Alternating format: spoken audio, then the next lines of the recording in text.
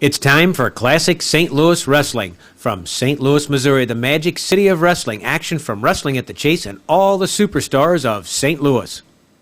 The Bruiser driving Murdoch's head into the press table and a hard blast to the midsection by Dick the Bruiser. Once more, Murdoch driven into the press table. The Bruiser battering Murdoch outside the ring. Murdoch dropped to the... Welcome to Classic St. Louis Wrestling Volume 1. Hello, I'm Larry Matisick. Not only did I have the pleasure of doing play-by-play commentary for the famous Wrestling at the Chase from 1972 until 1983, but I also had the honor of working every day with the late great promoter Sam Muchnick. I learned so much, saw so much. It was an exciting time for everybody because St. Louis wrestling was something special. And we're going to prove it to you right now with Volume 1 of Classic St. Louis Wrestling. Let's go back to 1979. Rowdy, belligerent, tough, all of that describes Dick Murdoch, who's here today on Wrestling at the Chase. Hello, I'm Larry Matisick. Murdoch, of course, is a former Missouri state champion and one of the top contenders for the World Heavyweight Championship. Whenever Murdoch's around, you know it because he is truly what a Texan should be, I guess. He's loud, but he's tough, and he can wrestle inside that ring. Dick Murdoch is here today, and we'll be back with the opener right after this. Welcome to Wrestling at the Chase, the opening bout, a one fall with a 10-minute time limit. Introducing from Houston, Texas, weighing 227 pounds, Gene Stevens. From Denver, Texas, weighing 236 pounds, David Von Erich.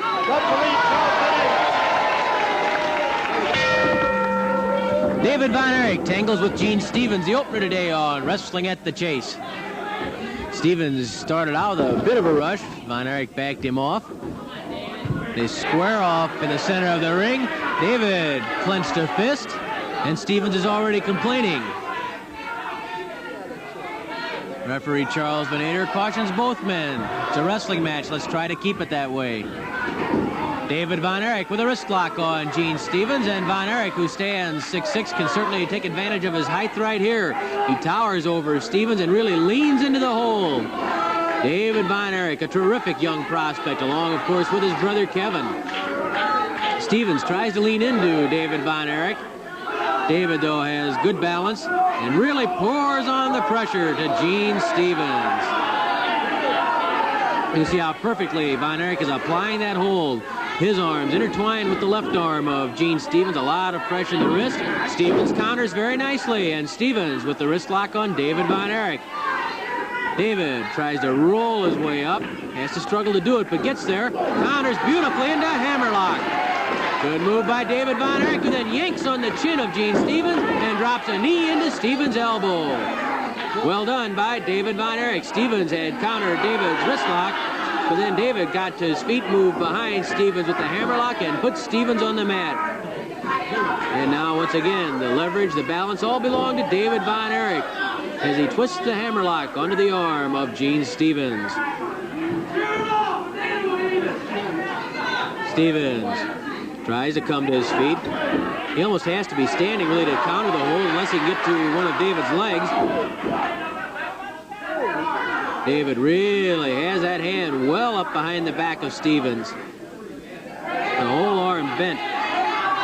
Really, the forearm not too far away from the bicep as tightly as Von Erich is applying the hold. But now Stevens puts Von Erich on the ropes. Charles Venator wants a clean break.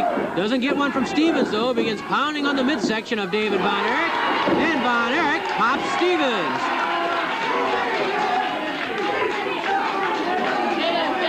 Stevens stays in the corner. But you don't see any wild rushes from David Von Erich. A lot of poise for the young man. Experience beyond his years, really, and of course a lot of that comes from his father, Fritz Von Erich. Von Erich, David, behind Stevens, comes up with an arm twist armbar combination, and then a knee drop to the elbow, and then into an armbar by David Von Erich. Of course, we mentioned David's father, Fritz, along with many in the line of contention for a crack at the World Heavyweight Championship. Certainly, Fritz ranks with anyone. One of the all-time greats, the inventor of the Iron Claw. And while we haven't seen David or Kevin use that claw hold yet, you can bet it's something they have in their bag of tricks, something that once they have it perfected, someday, somewhere, we're very likely to see a claw hold applied by one of the Von Erich boys. Because Fritz is the best with the claw. There's no question about it. And the Von Erich brothers have inherited so many other good qualities from Fritz, you can bet they're going to inherit the claw also. Stevens drives his shoulder into the stomach of Von Erich. Hard clout to the ribs and then to the neck by Gene Stevens. Stevens pounding on David Von Erich. That one hurt Stevens' hand as he caught Von Erich on the jawbone. Von Erich battles back. David drives a knee into the stomach of Gene Stevens and then whips Stevens to the ropes. Drop kick by David Von Erich. Von Erich covers Stevens. Stevens drapes his leg onto the bottom rope. Stevens goes for Von Erich's leg, trying to throw David off balance.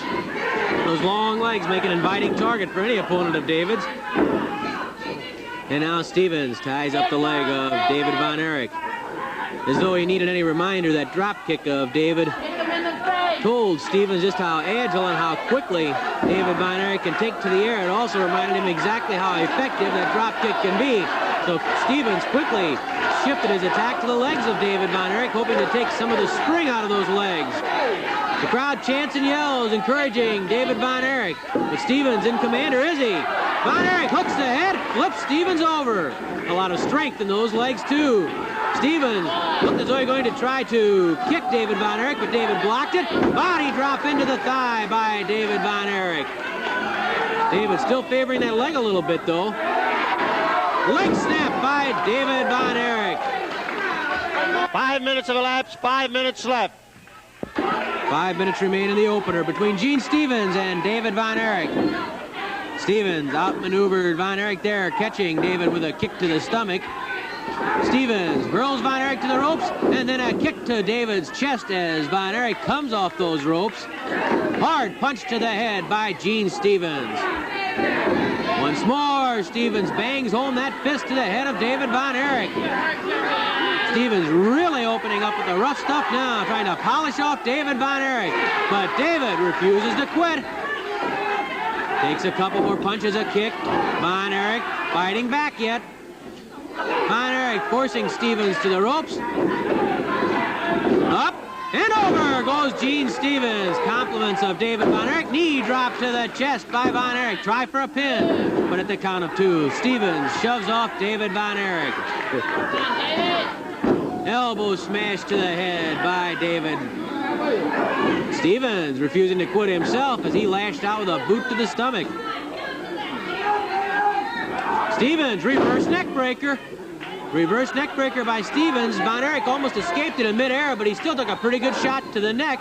Von Erich off the ropes with a forearm smash. That one seemed to daze Stevens a bit, but he comes flailing away. Hard punch to the midsection by Von Erich. He forces Stevens to the corner. There goes Stevens on a trip across the ring into the buckles. Drop kick by David Von Erich. Caught Stevens in the face. Von Erich mounts the ropes. Knee drop to the stomach. Von Erich with a semi-atomic drop off those ropes. A giant splash. 2 knee drops to the stomach, followed by the giant splash. And David Von Erich with a giant splash is the winner over Gene Stevens. Von Erich using those ropes and his height to set up Stevens with a pair of knee drops, and then David threw himself out in the midair and crashed down across the chest of Gene Stevens. Here's ring announcer Mickey Garagiola.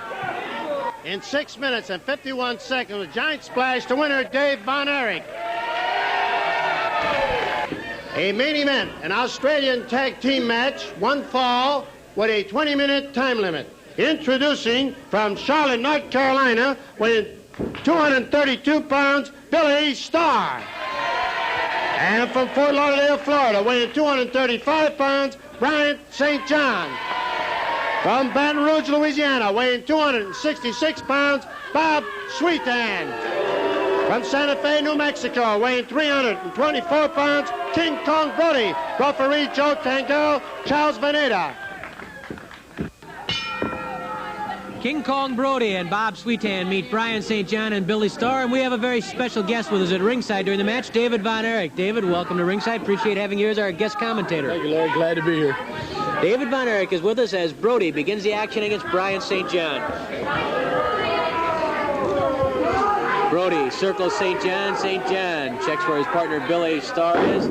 David, you've been in there with King Kong Brody before on the opposite side of a tag match, I recall, here in Wrestling at the Chase. A huge man. That's right, Larry, he really is. And not only is he huge, but he knows how to wrestle, and he knows how to use his body to his best advantage. Do you think a lot of people maybe overlook the fact that he is a good wrestler because of his bulk and his size and his power? Well, I'm sure they do, Larry. I don't, because like I said, I've wrestled him before, and I know that he knows how to wrestle also. We've seen your drop kick, and it's a potent one, but King Kong Brody, despite 324 pounds, he has a good drop kick, too. He really does. Yeah, I saw him get up a minute ago with one. Side headlock by Bob Sweetan on Brian St. John. Sweetan whipped to the ropes. Flying tackle by Sweetan levels St. John. Side headlock, and St. John catapulted to the mat by Bob Sweetan. There's another guy who maybe people underrate sometimes, and Bob Sweetan. Not real tall, but I imagine he's very hard to move because of his size. Well, he really is. I've never had a chance to get in the ring with Bob Sweetan. I really would like to. But one of these days I will, and I'll find out just exactly how much he knows how to wrestle, too. Of course, you've been in wrestling professional. How long, David? A couple years? Yes, sir. Almost a year and a half now. What has been the toughest thing for you? Of course, your father, Fritz, prepared you well. He told you some of the pitfalls you could expect, but is there anything that surprised you in that it's been very difficult for you? Well, Dad told me how tough it was going to be, but I had no idea until I got into the ring. It really is a very vicious sport. Drop kick by Sweetan. He shows us something, too. Right there. It's hard to realize, I guess, how much punishment you can take until you've actually been in there to take it, isn't it? It really is, Larry. It takes tremendous conditioning and a tremendous will to want to win, to be a winner in this sport. King Kong Brody has that will, as does Brian St. John, a fast-rising young star. Brody whips St. John across the ropes. Flying tackle, but it doesn't work against Brody. St. John came off for another flying tackle, and that was a mistake. Brody was waiting with a kick to the stomach. Brody lifts St. John. One arm. Brody suspends St. John and slams him. Billy Starr looking for a tag, but St. John has been rattled. Side headlock over the hip. Brody puts St. John on the mat. David, we talked about how big Brody is, but there's one a little bit bigger, and that's Andre the Giant. Of course, he has a match coming up with Dick Murdoch. Now, you were in the Wrestle Royal where Andre and Dick Murdoch were, and you bumped heads a couple times with Andre. You have to have almost, I don't know if it's fear or respect or awe, or what do you feel when Andre's across from you? All of those things, Larry. You feel fear, respect, and awe. He hit me. Well, I did feel his head. He gave me one of his headbutts the other night in that Battle Royal. And I tell you what, I wasn't the same the rest of the night. And if he can get that headbutt to Dick Murdoch, I guess even Murdoch, as hard as his head is, he'll know it. Well, Murdoch does have a super hard skull, and I'm sure when Andre puts that headbutt on Murdoch, it's going to do the same damage to him as it did to me. Brian St. John taking some damage right now from Sweetan and Brody. Of course, Sweetan and Brody have been partners before. They know each other's style. They know the strong points. They know how to work together. Sweetan tried to flip St. John. St. John, the jackknife and cradle, but Sweetan drives his knees into the head of St. John to get away, and Sweetan quickly back on the attack. St. John driven into the top turnbuckle by Bob Sweetan. Hard forearm smash by Sweetan. A lot of people, I think, overlook, too, those forearm smashes when they're delivered across the chest. That can really knock the wind out of you, can't it? Well, it really can, Larry. Look at that, jackknife and cradle by Sweetan. St. John gets away. St. John can't get to make a tag, David. He's going to get in a lot of trouble. You better get out of there pretty quick, Larry. You and your brother Kevin have been in many tag team matches. I know you're recognized as the tag champions in Texas. You know how important it is to tag fast. That's right. You can't let yourself get in too much trouble in there without tagging out your partner. That's one thing I haven't lucky, though. I do have my brother Kevin in there with me, and occasionally I have Dad in there also, which I know when I get to the corner there is help on the way. I know Sam Muchnick has been trying to put together the dates, hopefully to get the three Von Erichs together for a six-man tag match, but it's tough because Fritz, David, and Kevin are all in so much demand. Well, Dad keeps busy, and so does Kevin, so do I. But one of these days we're going to have Dad down there. It's been a long time since he's been back here in St. Louis. And he always talks about it, and he always talks about how much he loved it here. And when we get Dad in that corner, the people in St. Louis are really in for a treat because nobody does a six-man tag match like me, Kevin, Dad. Brody with a backbreaker to Brian St. John. 5 minutes have elapsed, 15 minutes left. St. John has been in that ring for the entire 5 minutes. He's had a few moments when he got things started, but Brody and Sweet Ann, through their double teaming or quick thinking on their individual part, have been able to keep St. John in trouble. St. John simply cannot keep withstanding this kind of punishment from Sweet Ann and Brody, but you have to admire St. John's scrappiness as he battles back with Sweet Ann. St. John pounding on Sweet Ann, and there's a tag with Billy Starr, who's fresh and goes after Sweet Ann. Sweet Ann whipped to the ropes by Starr. Drop kick by Starr with a beauty. Try for a pin. Sweet Ann pushes off Starr. Look at Brody. Brody grabs Starr, and then Brody and Sweet Ann with a quick double team put Starr in some trouble. How'd you like that drop kick from Starr, David? He really got up that time, Larry. Starr trapped in the wrong corner, though. He turns around and he's looking at the boot of King Kong Brody. Brody flips Starr to the ropes. Hard smash right off the top of the head of Billy Starr. Brody grabs Starr, slams him into the turnbuckle. What can you do against a man like Brody? Try to take him off his feet or not? Is that a good idea? Well, you try to work on his legs, Larry. Try to get him off his feet. That's exactly right. I use my drop kicks and my flying stuff mainly on a guy like Brody because the way to get down a giant's to go at him low or go at him high one way where he's not expecting it. Brody whipped to the ropes by Starr. Starr trying just what David Von Erich said, and he missed that drop kick. And of course, that's also a danger with the drop kick, David. You're gambling every time you go up. That's right. When you go up off the ground, you're committing yourself. So you have to be sure you bet on the right number. That's right. Brody. You got to make sure he doesn't have your number. In that case, Brody had Billy Starr's number, and now Sweet Ann tries to follow up the advantage that King Kong Brody gave him. Sweet Ann pounding on the back of Starr. Starr trying to fight back. Sweet Ann with a bear hug. You know, Larry, I'd really like to see Andre the Giant and Dick Murdoch get a hold of each other because, you know, Murdoch's mouth, the most impressive thing about Murdoch's wrestling to me is his mouth. Because he may be doing, no matter what he's doing in the ring, his mouth's always going. And I'll bet you, I'll just be willing to bet cash money with you that when he gets in the ring with Andre the Giant shuts his mouth right up. Well, I'll tell you, Andre the Giant isn't much of a talker. He's a pretty quiet individual. But I would think Murdoch, with all his yelling and his bragging, might just be getting underneath Andre's skin by this point. Well, Andre the Giant, he's awesome when you're in the ring with him, but when you get him really mad at you, then it's even twice as bad. Brody caught in the jackknife and cradle. Doesn't stay there long. Brody wants it. No, he's complaining about Starr pulling the tights. I would think, David, that it's very difficult to catch Brody in some type of cradle because of his strength. His extremities, his arms, and his legs are so strong. Can you really hold him in a cradle for a 3 count?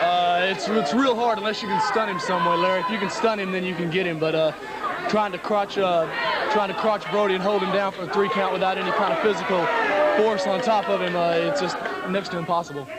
And wearing Brody down, that takes a little time because that man is tough. Look at the legs on him. He's got to have the biggest pair of thighs in the wrestling business today.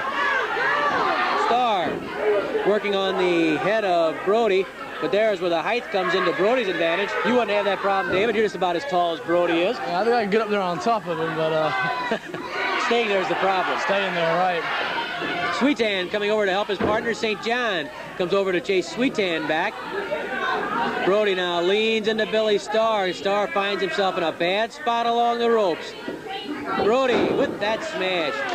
Pounding on the head of Billy Starr is King Kong Brody. Brody flailing away at Starr. And then Brody looks for his partner Sweet Ann, who brings up the knee across the face of Billy Starr. Sweet Ann and Brody are an impressive combination, David. Yeah, they are. I'd like for me and Kev to get in there with Larry. Be a very interesting match. Well, it would. Kev and I are always interested in the best because, like my dad told me a long time ago, to be a giant, you have to beat a giant. Good point. And there are some giants in St. Louis. Sweet Ann goes for the pin on Starr, but couldn't get it. Tag made to Brody. Sweet Ann stops Starr from getting to Brian St. John. Brody with a kick to the stomach. Was there a tag made? Apparently there was. Joe Tangaro didn't see it, and he wanted to be sure, as any good referee would. Starr caught with a punch to the midsection by King Kong Brody. Brody looks around, almost a challenge in his eyes. When Brody says he'd wrestle anyone, I'm sure he means it. Brody lifts Starr, drops Starr into that top cable. Talk about being committed, David Von Erich. You are committed when you're tossed into the air like that. No way to protect yourself. Only one way to go, and that's down. 10 minutes have passed, 10 minutes left. Bob Sweetan drives a forearm underneath the chin of Billy Starr. Starr and St. John have made exactly 1 tag so far. Sweetan and Brody must have made 20 tags, and I'm sure David Von Erich would agree. That's been the difference in the match, really. It really has. They're ganging up on one person, it's legal. It's completely legal the way they're doing it. They're coming in one at a time and taking over on him. Starr exposes, he comes off the ropes, and Brody was waiting. Sweetan sees an opportunity, and Sweetan, above all else, is an opportunist. He won't let something like that pass. Well, Larry, you can tell these two guys have really been in a lot of tag team matches together. They know each other's moves real well. Brody was biting Billy Starr, digging the teeth in. Sweetan tried to get over to Starr. Brody turns Starr and pounds on Starr's head. Billy Starr has taken his lumps. And as David Von Erich pointed out, the experience as a tag team combination of Sweetan and Brody so far has been the difference. Sweetan with a punch to Starr's head. Starr makes a trip off the ropes. Oh, Sweetan driving in the forearm and the bicep to the lungs. Then a flying elbow drop. Sweetan goes for the pin. Starr won't quit. Brody's big boot is up there, and Billy Starr's whipped into it by Bob Sweetan. If you were in Starr's position right now, David, what could you do to change the momentum? Well, Larry, the only thing he can do right now is try to get to his partner. He's physically worn down now to a point where all he can do to keep from getting defeated is to tag in his partner. And actually, the best thing he can do is flail away desperately and, like you said, get out of there as quickly as he can. But Brody certainly not letting Starr do that as Brody bangs home those big forearms. Tag made to Sweetan. I wish I'd kept track of how many tags Sweetan and Brody have made. It's got to be up around 30 tags by now. I bet it is. They've just been in and out of there, almost 30-second shifts they've been working. Starr with a kick, and Starr makes that tag just as David Von Erich had pointed out he had to do. And now Brian St. John, fresh, tears into Sweetan. Sweetan double up. St. John with a body slam. St. John going for that pin. Sweetan pulls the hair to get him off. Drop kick by St. John. Sweetan once more, doesn't even wait for a count of 1. Another fast tag, this time by St. John and Starr. Starr going for a pin, but couldn't hold down Sweetan. Sweetan bounces off the rope. There's a tag made there. There was a tag made when Sweetan went to the ropes. Starr charging after Sweetan. Brody waiting. Brody with one arm has Starr up in the air, spins him. Almost an airplane spin. Body slam by Brody. Brody goes halfway across the ring. Look out! Oh, Brody crushing Billy Starr with that giant knee drop. David, if you looked up and saw that knee in the air, you'd have to know doom just around the corner. You got to know that's the end of your match right there.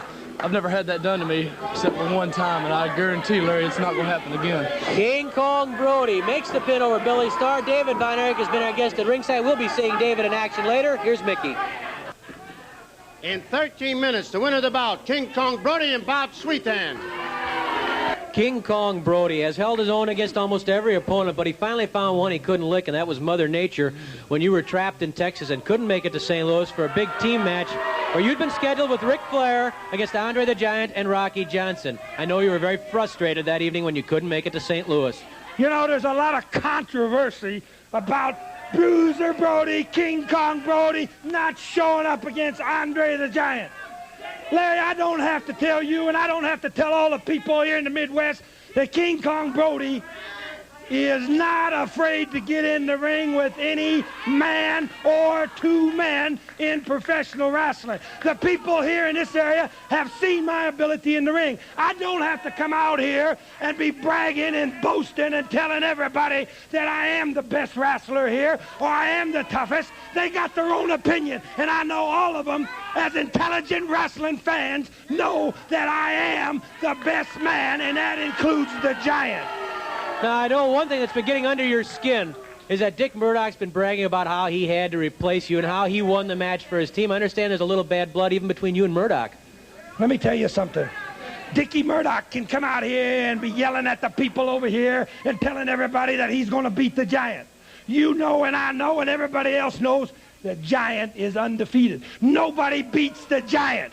But you know as well as I know that the Giant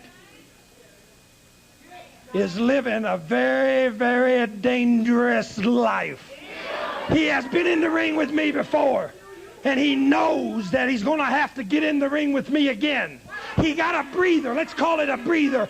A buy on time. He's got Dickie Murdoch in the ring, which I know makes Andre the Giant and his manager very, very happy. If anybody was sad the other night, it was me. If anybody was happy the other night, it was Andre the Giant and his manager, because King Kong Brody did not show up. Now, I don't have to come out here and tell you that since I've been coming to St. Louis, I have defeated 3 former world champions. I am the man who beat Pat O'Connor in the middle of the ring. I am the man who beat Jack Briscoe, one of the greatest champions of all time. I am the man who ran Terry Funk completely out of town. Now, that's 3 former world champions. What makes you think, or anybody else think, that I might be scared of any man in professional wrestling? Anybody who thinks that is completely loco. I know one thing. Despite all the arguments about Andre and the controversy about Murdoch, your ultimate goal is still that gold belt, the World Heavyweight Championship. Yeah, let me tell you something. I'm going to issue a challenge right now. The winner of the match between Dickie Big Mouth Murdoch and Andre the Giant has me to look forward to. Now, let me tell you something. Big does not make you great. Big does not make you strong. Andre the Giant is the biggest man in the world. That does not make him great. That does not make him strong. He must prove himself to me. And when he gets in the ring with me, he'll fall like all the other world champions did. My goal when I came here was to get a chance at the world champion, and I'm not leaving until I take the gold with me. King Kong Brody. I don't think anybody can question what he's saying is true, and that he's not afraid of anyone. He's proven that. Mother Nature licked him one night, but that was one night only. We'll be right back with more action after this. The first main event, a handicap tag team. 1 fall with a 20-minute time limit. Introducing from Santa Fe, New Mexico, weighing 325 pounds, King Kong Brody. And from Paris, France, weighing 234 pounds, Pierre Bonnet. From Birmingham, Alabama, weighing 246 pounds, Randy Alls. Referee Joe Tangaro. King Kong Brody is by himself against Randy Alls and Pierre Bonnet, and with us at ringside, a very special guest, Ted DiBiase. Ted, thanks for stopping by to visit with us. Well, it's a pleasure to be here, Larry. Brody on his own. Alls and Bonnet can tag in and out of the ring at will. Brody quickly drops Alls with a leg lock. Right there's something that probably surprises a lot of people, Ted. They don't really give Brody credit for being a good wrestler. He's an excellent wrestler, and he's a very well-conditioned athlete. A lot of people look at Brody and say, well, he's just a big, strong brute, but if you watch him close enough, he knows a lot of wrestling. You don't see it very often because a lot of times he takes the place of the wrestling with just brute strength. He has a lot of that. Flying mare by Brody, and then he clamps the head of Randy Alls.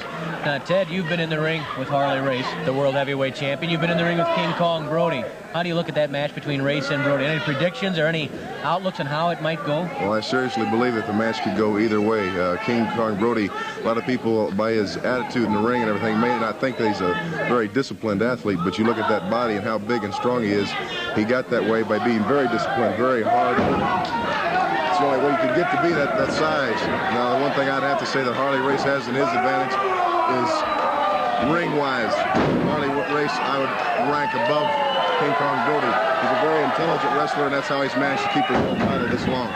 King Kong Brody, that one-arm body slam and then a hard kick to the back of Randy Alls. Brody forces Alls to the corner, pounds away with that forearm smash, grabs Alls' arm, pulls him out of that corner. Alls reversed the whip, and Brody is jammed. Oh, look at that.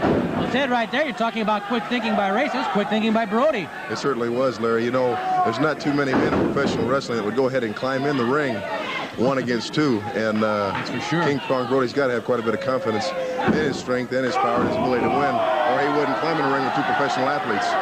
Alls with a hard smash to the midsection of Brody. Brody, though, handled the punch, came back with a double clout. Alls fighting back desperately.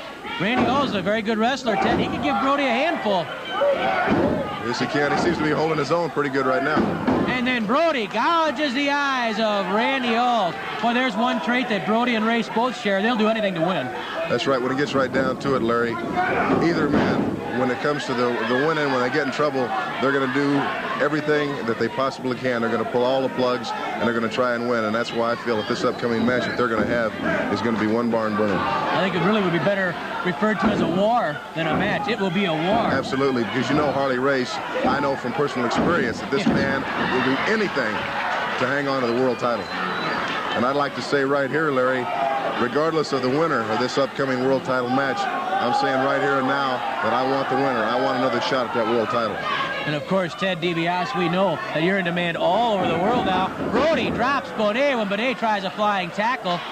Ted, you've got so many offers from promoters everywhere. It's really a feather in Sam Muchnick's cap to get you back in St. Louis. Oh, look at that knee drop by Brody, crushing the chest of Pierre Bonet.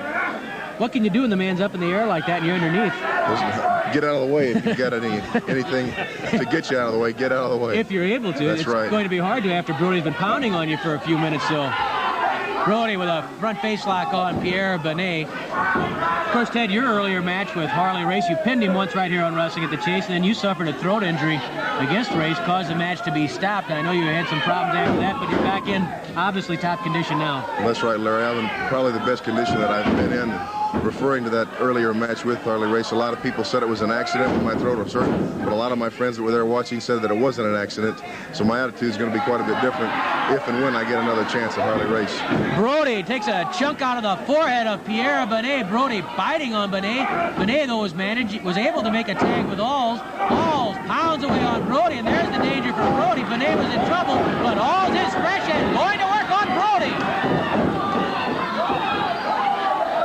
Started to go for a slam, then goes in for a suplex, trying to get Brody up for the suplex, can't even get him off his feet. And also the man who weighs 246 pounds, Brody with a hard kick. That 300 pounds plus is a lot of weight to pick up over your head. Something for Harley Race to think about. His favors the suplex. It certainly is. Will he be able to lift Brody? I wouldn't care to bet on that. Brody with a hard smash to the head. Alls gets over and tags Pierre Bonet. Talking about rebounding from an injury. One other injury you did suffer in your career was at the hands of Dick Murdoch, and I know you're looking forward to the chance to get a little revenge as Brody spins Bonet. That's certainly 5 minutes have elapsed, 15 minutes left. certainly true, Larry. As everybody knows, I did suffer a serious injury at the hands of Dick Murdoch, and Brody with that flying knee drop makes the pin over Bonet. I'm sorry to interrupt, Ted. Go ahead. And I do have an upcoming match with Dick Murdoch, and it certainly will be a chance. I haven't forgotten what happened that time. I'm a much better conditioned athlete, and I'm in a little better mental frame to meet Murdoch this time. Again, Dick Murdoch can't be taken lightly. He's another one that's a top contender for that world title. So he's certainly a man not to be taken lightly. King Kong Brody, the winner, as he crushed Pierre Bonet. He's beaten 2 opponents, and here's Mickey. In 5 minutes and 10 seconds, with a flying knee drop, the winner, King Kong Brody. Probably no big man in the history of professional wrestling has ever better combined speed and agility with power than King Kong Brody. And that combination might be enough to make you the next world heavyweight champion. I've waited one long stinking year to get my chance at Harley Race. I've proved myself in this ring time and time again. Right here in St. Louis, I've said it before, I've beat every active former world champion. I beat Jack Briscoe, I beat Terry Funk, I beat Pat O'Connor, and I beat Dory Funk. It's about damn time that King Kong Brody collected some dues from your world champion Harley Race. Now you know that Harley Race is a man who has said, publicly stated and proven, the only way he's going to give up that gold belt is if he is crippled inside the ring. You know that he will do anything to keep that title.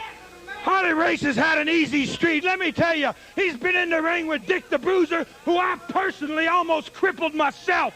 He's been in the ring with Teddy DiBiase, who I ran his head face first into this wall over here. He's been in there with Nature Boy Ric Flair, who's just a little too pretty to be going out here and winning any titles at all. Well, finally, he's going to get in the ring with somebody who, if he wants to get crippled, he can get crippled. If he wants to come out there and take a beating like he should, then he can come out and get beat fair and square, or he can get beat up fair and square, too. Now, you know, I'm imagining you're aware of the interview that Harley Race did with us last weekend here in Wrestling at the Chase, where he said, sure, you're big and strong, but he says he doesn't think you're quick enough mentally to beat him for the title. I don't claim to be the smartest man that ever stepped in this ring, but I'm smart enough to know that when I get in the ring with Race or any other man in professional wrestling, I'll stick one of these you-know-where and one of these where you-know-where whenever they want to get in here. Harley Race has made the claim that he does better than anybody else in the world at what he does, professional wrestling. He's done it best with everybody else. But Race, your best is not good enough with the King. You just be there and I'll show you what the best is. Of course, you know, too, that his favorite hold is the suplex. You say that nobody can body slam you. Does that mean that Race's suplex is useless against King Kong Brody? I'll admit Harley Race is probably the best world champion that's ever wore the NWA belt. But you'll have to admit, just like everybody else out there will admit, he's never been in a ring with a man who's had as much ability, as much size, as much strength, and who can mix it up more than yours truly. King Kong Brody, he's obviously confident and ready for his chance to become the World Heavyweight Champion. The second main event, a one fall with a 15-minute time limit. Introducing from Fort Lauderdale, Florida, weighing 235 pounds, Bryant St. John. From Waxahachie, Texas, weighing 268 pounds, Dick Murdoch. Referee Johnny Ramirez.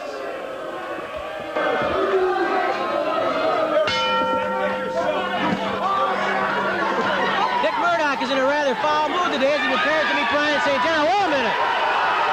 Here comes Dick the Bruiser. And the Bruiser is putting his title belt, the Missouri title belt, on the apron. The Bruiser pointing at the title belt. You know there's a lot of bad blood here between Dick Murdoch and Dick the Bruiser. The Bruiser getting Bryant St. John over. I don't know quite this is all about. Here comes Dick Murdoch outside the... Him out of that ring. That is my match with St. John and nobody else. Well, Dick, wait a minute now. What's he doing with the title belt? Get out of here. Get back up there where you belong, Bruiser. Dick the Bruiser, who's been the target of some attacks by Dick Murdoch. Dick, a couple of times you've been making comments about the Bruiser, saying you want to meet him. I think he's challenging you. Here comes Sam Muchnick, promoter Sam Muchnick, going to talk with the Bruiser. The Bruiser talking with Sam. Let me check what's going on here. This guy has butted into every bout I've had. He claims I stole that title belt from him. He claimed You put the belt up. I always ring the belt. I've got the belt. You put the belt up against Murdoch here today? Right. For the main reason that he butts into everything I do. You got it. Sam Muchnick's agreeing to it. The title belt's on the line, Dick. Dick, here's your chance. That belt's on the line. Dick Murdoch having a slight fit here. Now, Dick, you said you wanted this chance. You've got a chance now at the title belt. Murdoch incensed. Sam Muchnick taking the title belt, and the Missouri State Championship will be on the line. The Missouri title belt on the line right now. The Bruiser and Murdoch for the Missouri title. Is that correct, Dick? It'll be the last time he ever butts in on me. The last time he ever butts in on me, says Dick the Bruiser. The Missouri State Championship on the line. Murdoch stepping outside the ring. Sam Muchnick conspiracy, and all you freeloaders sitting out there are cheering because they're getting something for free that they should be paying gold money for. Dick, you said all along you want to crack at this Missouri title. Here it is. This is your chance. What are you complaining about? I'm not ready for that man right now. You got no choice. Sam Muchnick said that's the match. He's a conspirator. He belongs right down the river with the rest of the crooks in a pen. You better get in the ring, Dick. You got your chance now, whether you want it or not.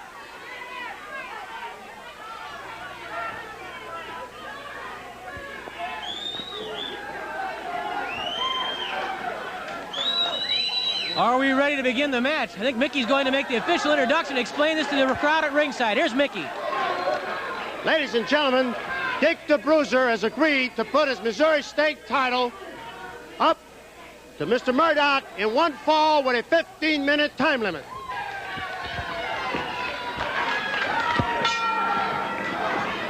Murdoch versus Dick the Bruiser for the Missouri State Championship. The Bruisers had a couple of run-ins with Murdoch where Murdoch jumped the Bruiser from behind, where he double-teamed the Bruiser with Bulldog Bob Brown. The Bruiser has had enough. Murdoch hit him a couple times there. Murdoch pounds on the head, and the Bruiser pounds right back. Murdoch knocked up against the turnbuckles by Dick the Bruiser. Murdoch in retreat. Murdoch, of course, was the man from whom Dick the Bruiser took the Missouri State Championship last July 14th. At that time, Murdoch was incensed. He said that it was supposed to be a 2 out of 3 fall match, and that Sam Muchnick, without advising Murdoch, changed that bout to a 1 fall match. And as far as Murdoch's been concerned all along, it was pure theft that Dick the Bruiser took the Missouri title from him. Well, now Murdoch, with all his yelling, screaming, and complaining, has a chance to shove those words, to make those words come true, and to shove that claim right down the Bruiser's throat, if he can do it. The Bruiser pounding on Murdoch's head. The Bruiser takes his hard fingernail, I guess, across the forehead, and then Murdoch bounces a fist off Bruiser's head. Now, you've all heard Murdoch's comments about the Bruiser. He's called him old, he's called him over the hill. Now he can show everyone if that's true or not. Murdoch tried to jam the Bruiser's head into the turnbuckle, tries it again. The Bruiser blocking it. The Bruiser blocks it again, and then the Bruiser drives Murdoch's head into the buckle. The Missouri State Championship at stake today in a rather bizarre incident here on Wrestling at the Chase. The Bruiser taking the place of Brian St. John. Could you believe how upset Dick Murdoch was with Sam Muchnick, with Dick the Bruiser, with everybody? A test of strength between the Bruiser and Murdoch. There's the bone of contention. The title belt, symbolic of the Missouri State Championship. It's been held by people like Harley Race, like Gene Kaniski, like Johnny Valentine, like Bob Backlund, like Jack Briscoe, like the Funk Brothers, like Ted DiBiase. It's Dick the Bruiser's now, and Dick Murdoch's trying to take it away. The Bruiser twisting the hands of Murdoch, forcing Murdoch to his knees. The Bruiser twisting those hands backwards. Hard kick to the stomach by the Bruiser. Another kick to the chest by Bruiser. Murdoch kicks right back. If it comes to a barroom brawl, well, that's right down Murdoch's alley. The Bruiser knows it. This is a showdown between two of the biggest stars in wrestling annals. Murdoch strangling the Bruiser over the top rope. Referee Johnny Ramirez gets to a count of 3. Then Murdoch breaks it up to avoid disqualification.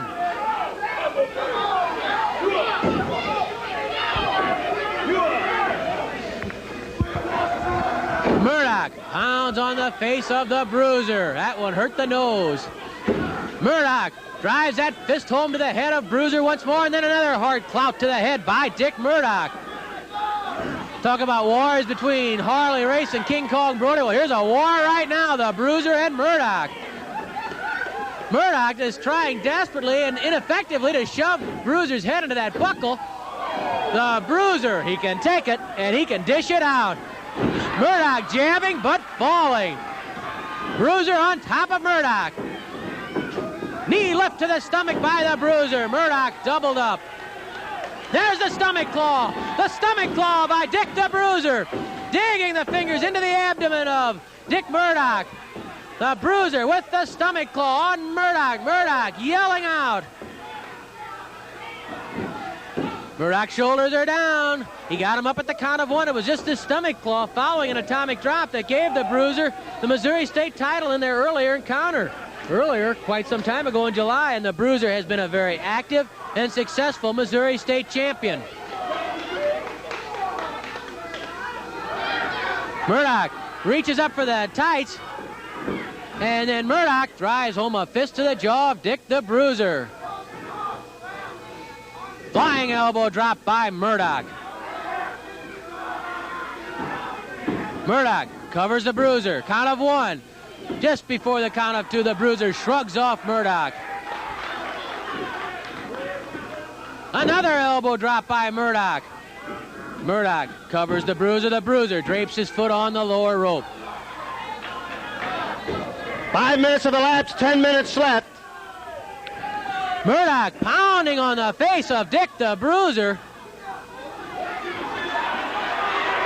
Murdoch yelling abuse at the Bruiser. How do you like that, old man? Says Murdoch to the Bruiser. The Bruiser fights back. The Bruiser spins Murdoch with a hard clout.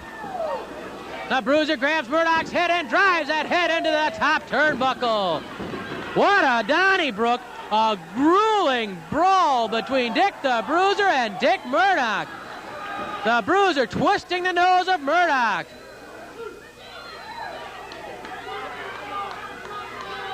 The Bruiser grabs Murdoch and pitches Murdoch through the ropes and outside the ring. The Bruiser going out after Murdoch and slams Murdoch's head into the press table. The Bruiser driving Murdoch's head into the press table and a hard blast to the midsection by Dick the Bruiser. Once more, Murdoch driven into the press table. The Bruiser battering Murdoch outside the ring. Murdoch dropped to the table. Murdoch, his eyes are glassy. The Bruiser pitches Murdoch into the ring. Murdoch, groggy. He's in retreat and looking for a little time to recover, but Dick the Bruiser has it rolling now.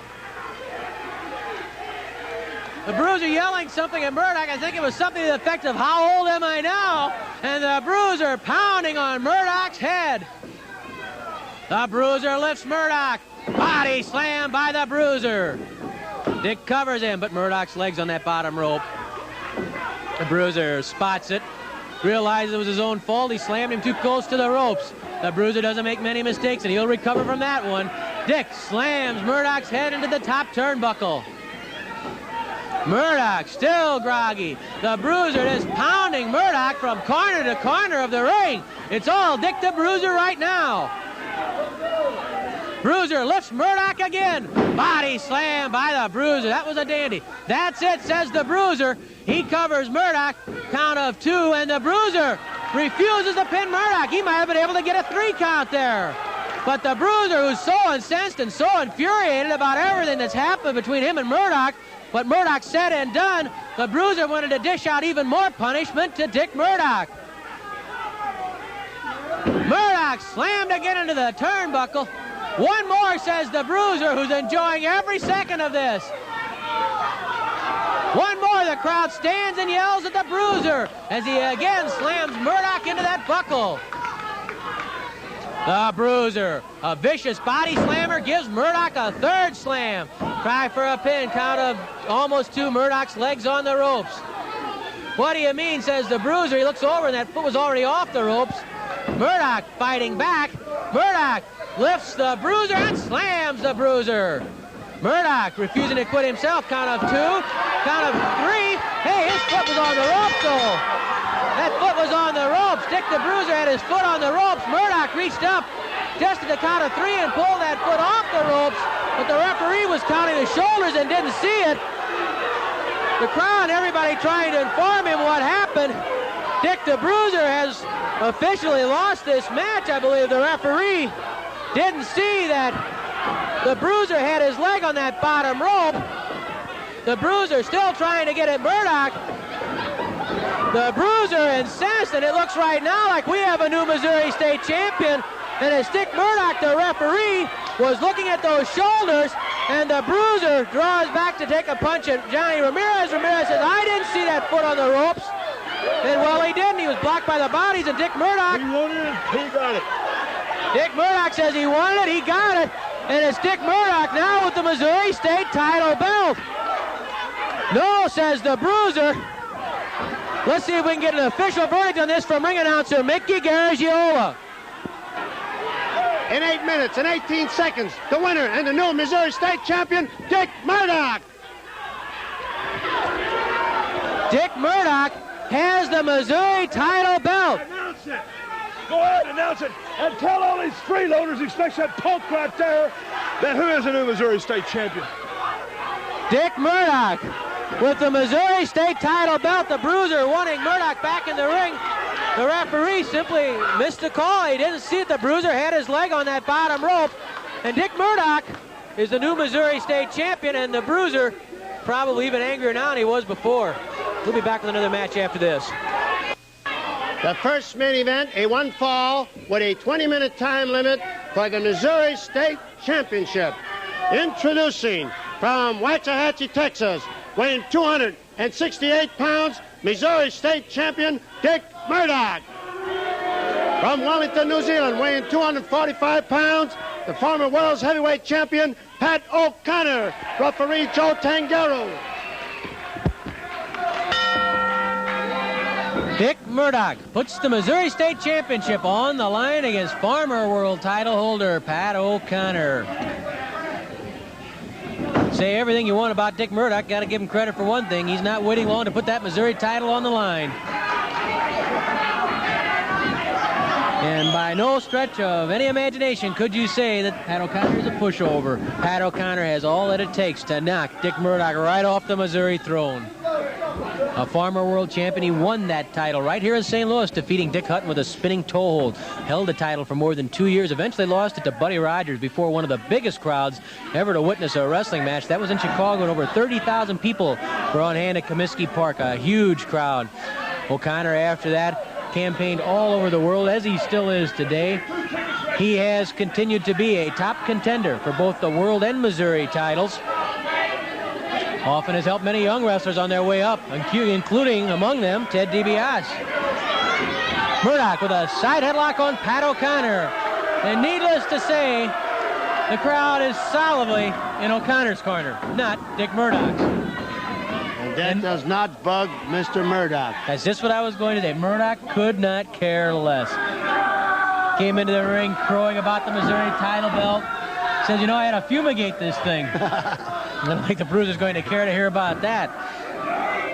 Murdoch with the side headlock on Pat O'Connor. One thing about Murdoch, he doesn't let that belt lay low. I mean, just lay around in the... He's got it at stake very right quickly. now. Well, he was a fighting champion when he had the championship before, when he had the Missouri title. He put it at stake often and against all comers until Dick the Bruiser came along. And the Bruiser took the Missouri title from him. And then last weekend, in a match nobody's ever going to forget, least of all Dick the Bruiser lost the Missouri title back to Murdoch, and you know that made Murdoch the only man outside of Harley Race to have the Missouri Championship more than once. Race had it 3 times. Murdoch's now had it twice. And all those other names, people like Kiniski and Valentine and the Funks and Briscoe, 1 time. O'Connor's behind Murdoch. Reverse rolling cradle. We can have a new champion right here. But no, Murdoch shoves O'Connor off. Side headlock by Murdoch, and he puts O'Connor on the canvas. Well, that shows you how quickly it can happen. It only takes a count of 3. It only takes a count of 3. O'Connor had one of them right there with that reverse rolling cradle. Murdoch squeezing the head of Pat O'Connor. Murdoch throughout his career has been in the center of controversy. He's no stranger to it. Remember when he wore the mask as the Invader? At that time when he came in concealing his identity from everyone, he said it was the only way to get good wrestlers to oppose him when they didn't know who he was, that they were all afraid of whoever was underneath the mask. Murdoch rubs Joe Tangaro the wrong way. Yells, the referee, can't you count? Are you a stooge of Muchnick's too, says Dick Murdoch. There's one thing about Murdoch. He's never quite. Yeah. Flying tackle by Murdoch. Here he comes again. O'Connor with a hip toss. Murdoch was able to get his legs down and break part of the fall, and that allows Murdoch to come up quickly with a side headlock. Don't kid yourself about this guy. He can wrestle, and he's tough. He wouldn't be where he is today if he weren't. He's been to Japan several times. He's toured throughout Canada. He's been all over the United States. And you know what the first thing he said to Sam Muchnick after the match was? He says, I got this one now. I want the world championship. He knows what that Missouri title belt means, not only in terms of prestige, main events, money. Certainly means a lot of that because the Missouri belt in itself means big matches, tough opponents. But it can also be a stepping stone to the World Heavyweight Championship. Ask Harley Race.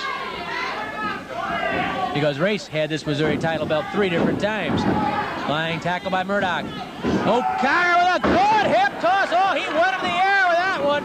Arm drag by O'Connor. And every bone in Murdoch's body must be rattling right now. O'Connor caught Murdoch, flung both himself and Murdoch into the air and drove Murdoch to the canvas, then the arm drag. And O'Connor has escaped the headlock very convincingly. Spinning arm lock by O'Connor, and Murdoch yells out. O'Connor twisting Murdoch's arm.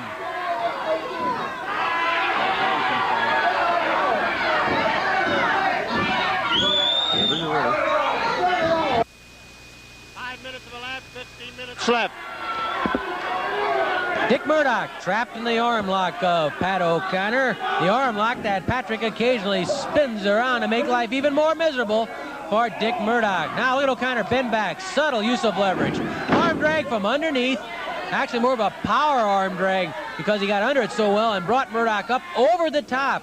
And there is the Missouri title belt. It belongs to Dick Murdoch right now, but before this is over, it might well belong to Pat O'Connor. O'Connor with that spinning arm lock. And Murdoch in real trouble. O'Connor leans back, bends back on it. Boy, Pat has perfect balance there. I'll let you know, Murdoch says to Tanguero, and Tanguero asks, do you want to give up? Pat O'Connor, a master of so many different holds, the sleeper, the reverse rolling cradle, the spinning toe hold, the backslide. A lot of different ways that Pat O'Connor can put a man's shoulders to the mat or get a concession. Murdoch flying across that ring. O'Connor again with the hip toss. Boy, he's just trying to put Murdoch right through the mat. Arm drag by O'Connor. Oh, and he's banging Murdoch around this ring. That's a lot of men that he's been throwing around. 6'5", about 270 pounds, Dick Murdoch. And O'Connor shows you that size isn't necessarily everything. If you know how to handle balance and leverage, you can bounce people around. Well, Murdoch's been bounced around pretty good so far by Pat O'Connor. Murdoch had the early advantage with the side headlock, but O'Connor has certainly taken that edge away from Murdoch now. Murdoch reaches for O'Connor's tights. Murdoch puts O'Connor in the corner. Murdoch with a hard smash.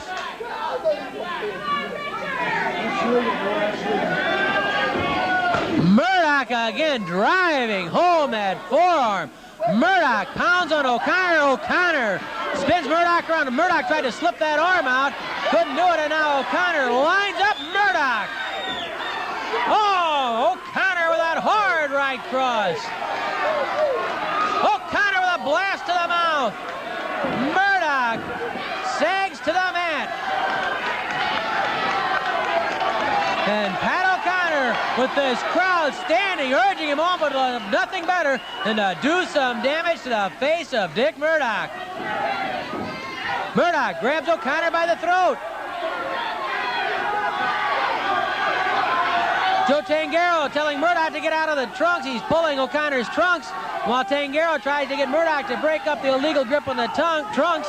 Murdoch is strangling O'Connor. Now they're in the ropes and Tanguero wants a break.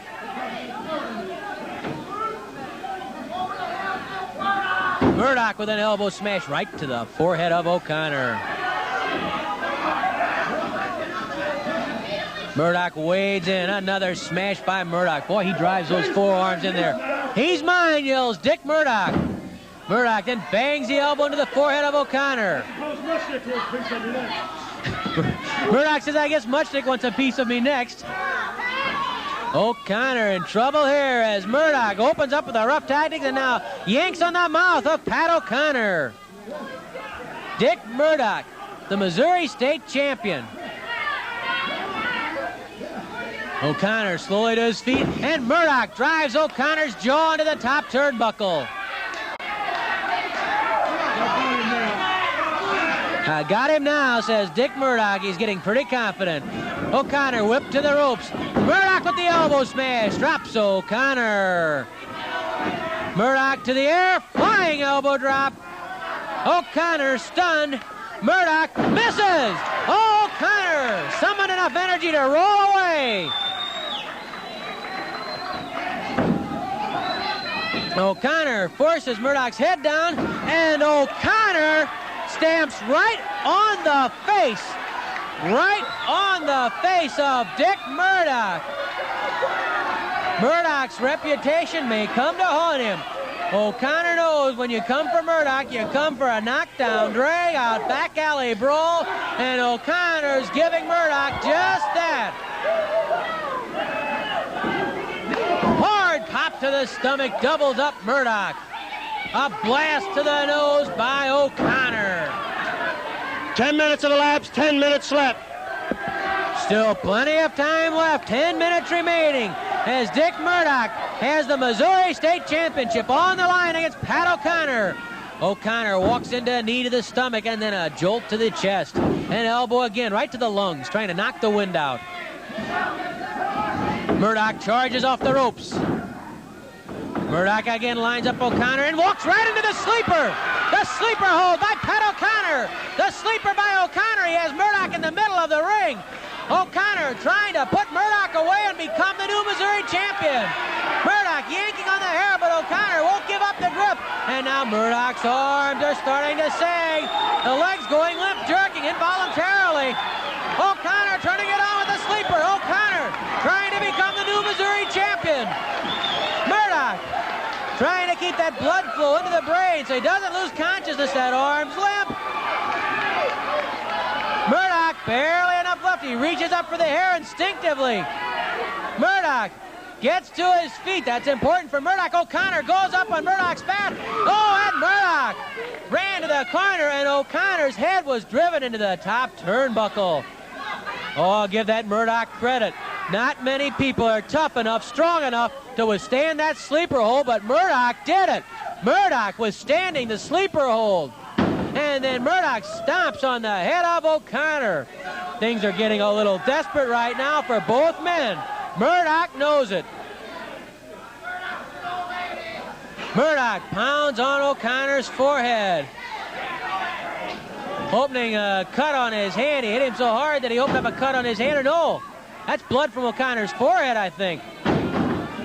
Murdoch stomping on O'Connor. That blood, I thought that the knuckles on Murdoch's hand had been opened up, but instead it's the forehead of O'Connor that has been opened up by Dick Murdoch. And here comes Dick the Bruiser ringside. The Bruiser is in our next match. The Bruiser taking a look in there. He sees that O'Connor is bleeding, and the Bruiser coming up behind Dick Murdoch. Murdoch doesn't even know the Bruiser's there. He just found out. The Bruiser after Murdoch. Dick the Bruiser. This is not a feud. This is a blood rivalry. Murdoch and the Bruiser. Murdoch dives out underneath the ropes, and Joe Tangero's calling for the bell because of Dick the Bruiser coming into the ring. O'Connor bleeding badly from Dick Murdoch, and as soon as the Bruiser saw that O'Connor was bleeding, Dick the Bruiser came into the ring to help out the bleeding O'Connor. Murdoch still has the Missouri title belt. I imagine that Joe Tangero has disqualified Pat O'Connor for interference by Dick the Bruiser. Tangero is explaining it to ring announcer Mickey Garagiola right now.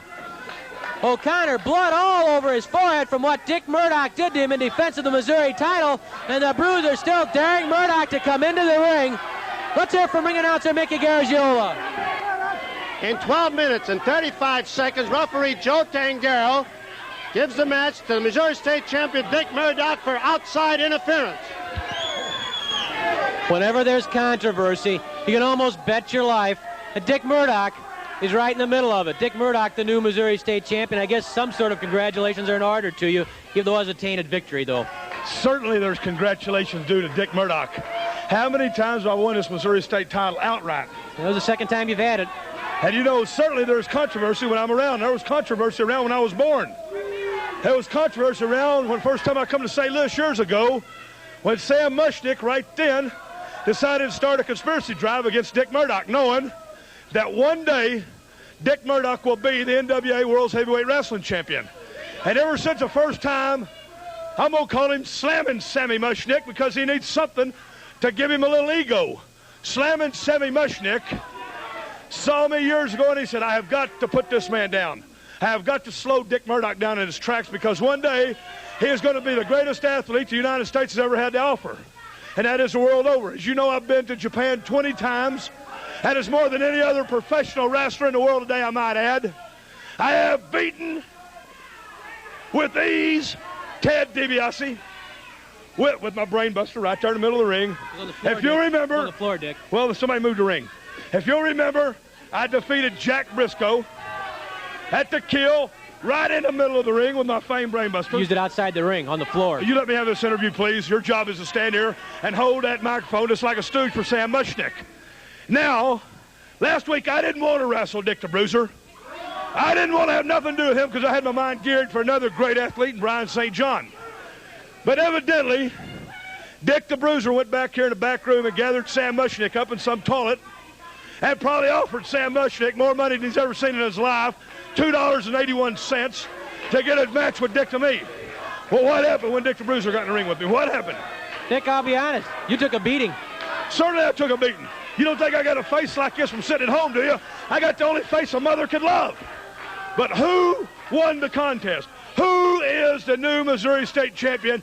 And who comes out here and wrestles everybody they book me against? And I have never yet to interfere in a match. But lo and behold, what happens? Dick the Bruiser has to attack me from behind. And you're a witness that he did it. And if all these people out here wasn't such liars, they'd know it too. The only reason they're here is because they get in free. Look at that goof. And Dick the Bruiser, knowing that he is not a great athlete, that he is not a great competitor, that he is one of Sam Mushnick's stooges, wouldn't defend his title with the pride that he deserves. Well, I am going right now and saying Dick the Bruiser, Ted DiBiase, Harley Race, Ric Flair, Andre the Giant, whom I thoroughly whipped, and anybody else is definitely in line for a shot at this title. I am going to defend it like a true champion that Dick Murdoch is. An open contract. Anybody who wants a crack at you, if Sam Mushnick feels they're deserving, they'll get a crack at you. An open contract. That also includes Bill Longson or Sam Mushnick if he wants to get in this ring.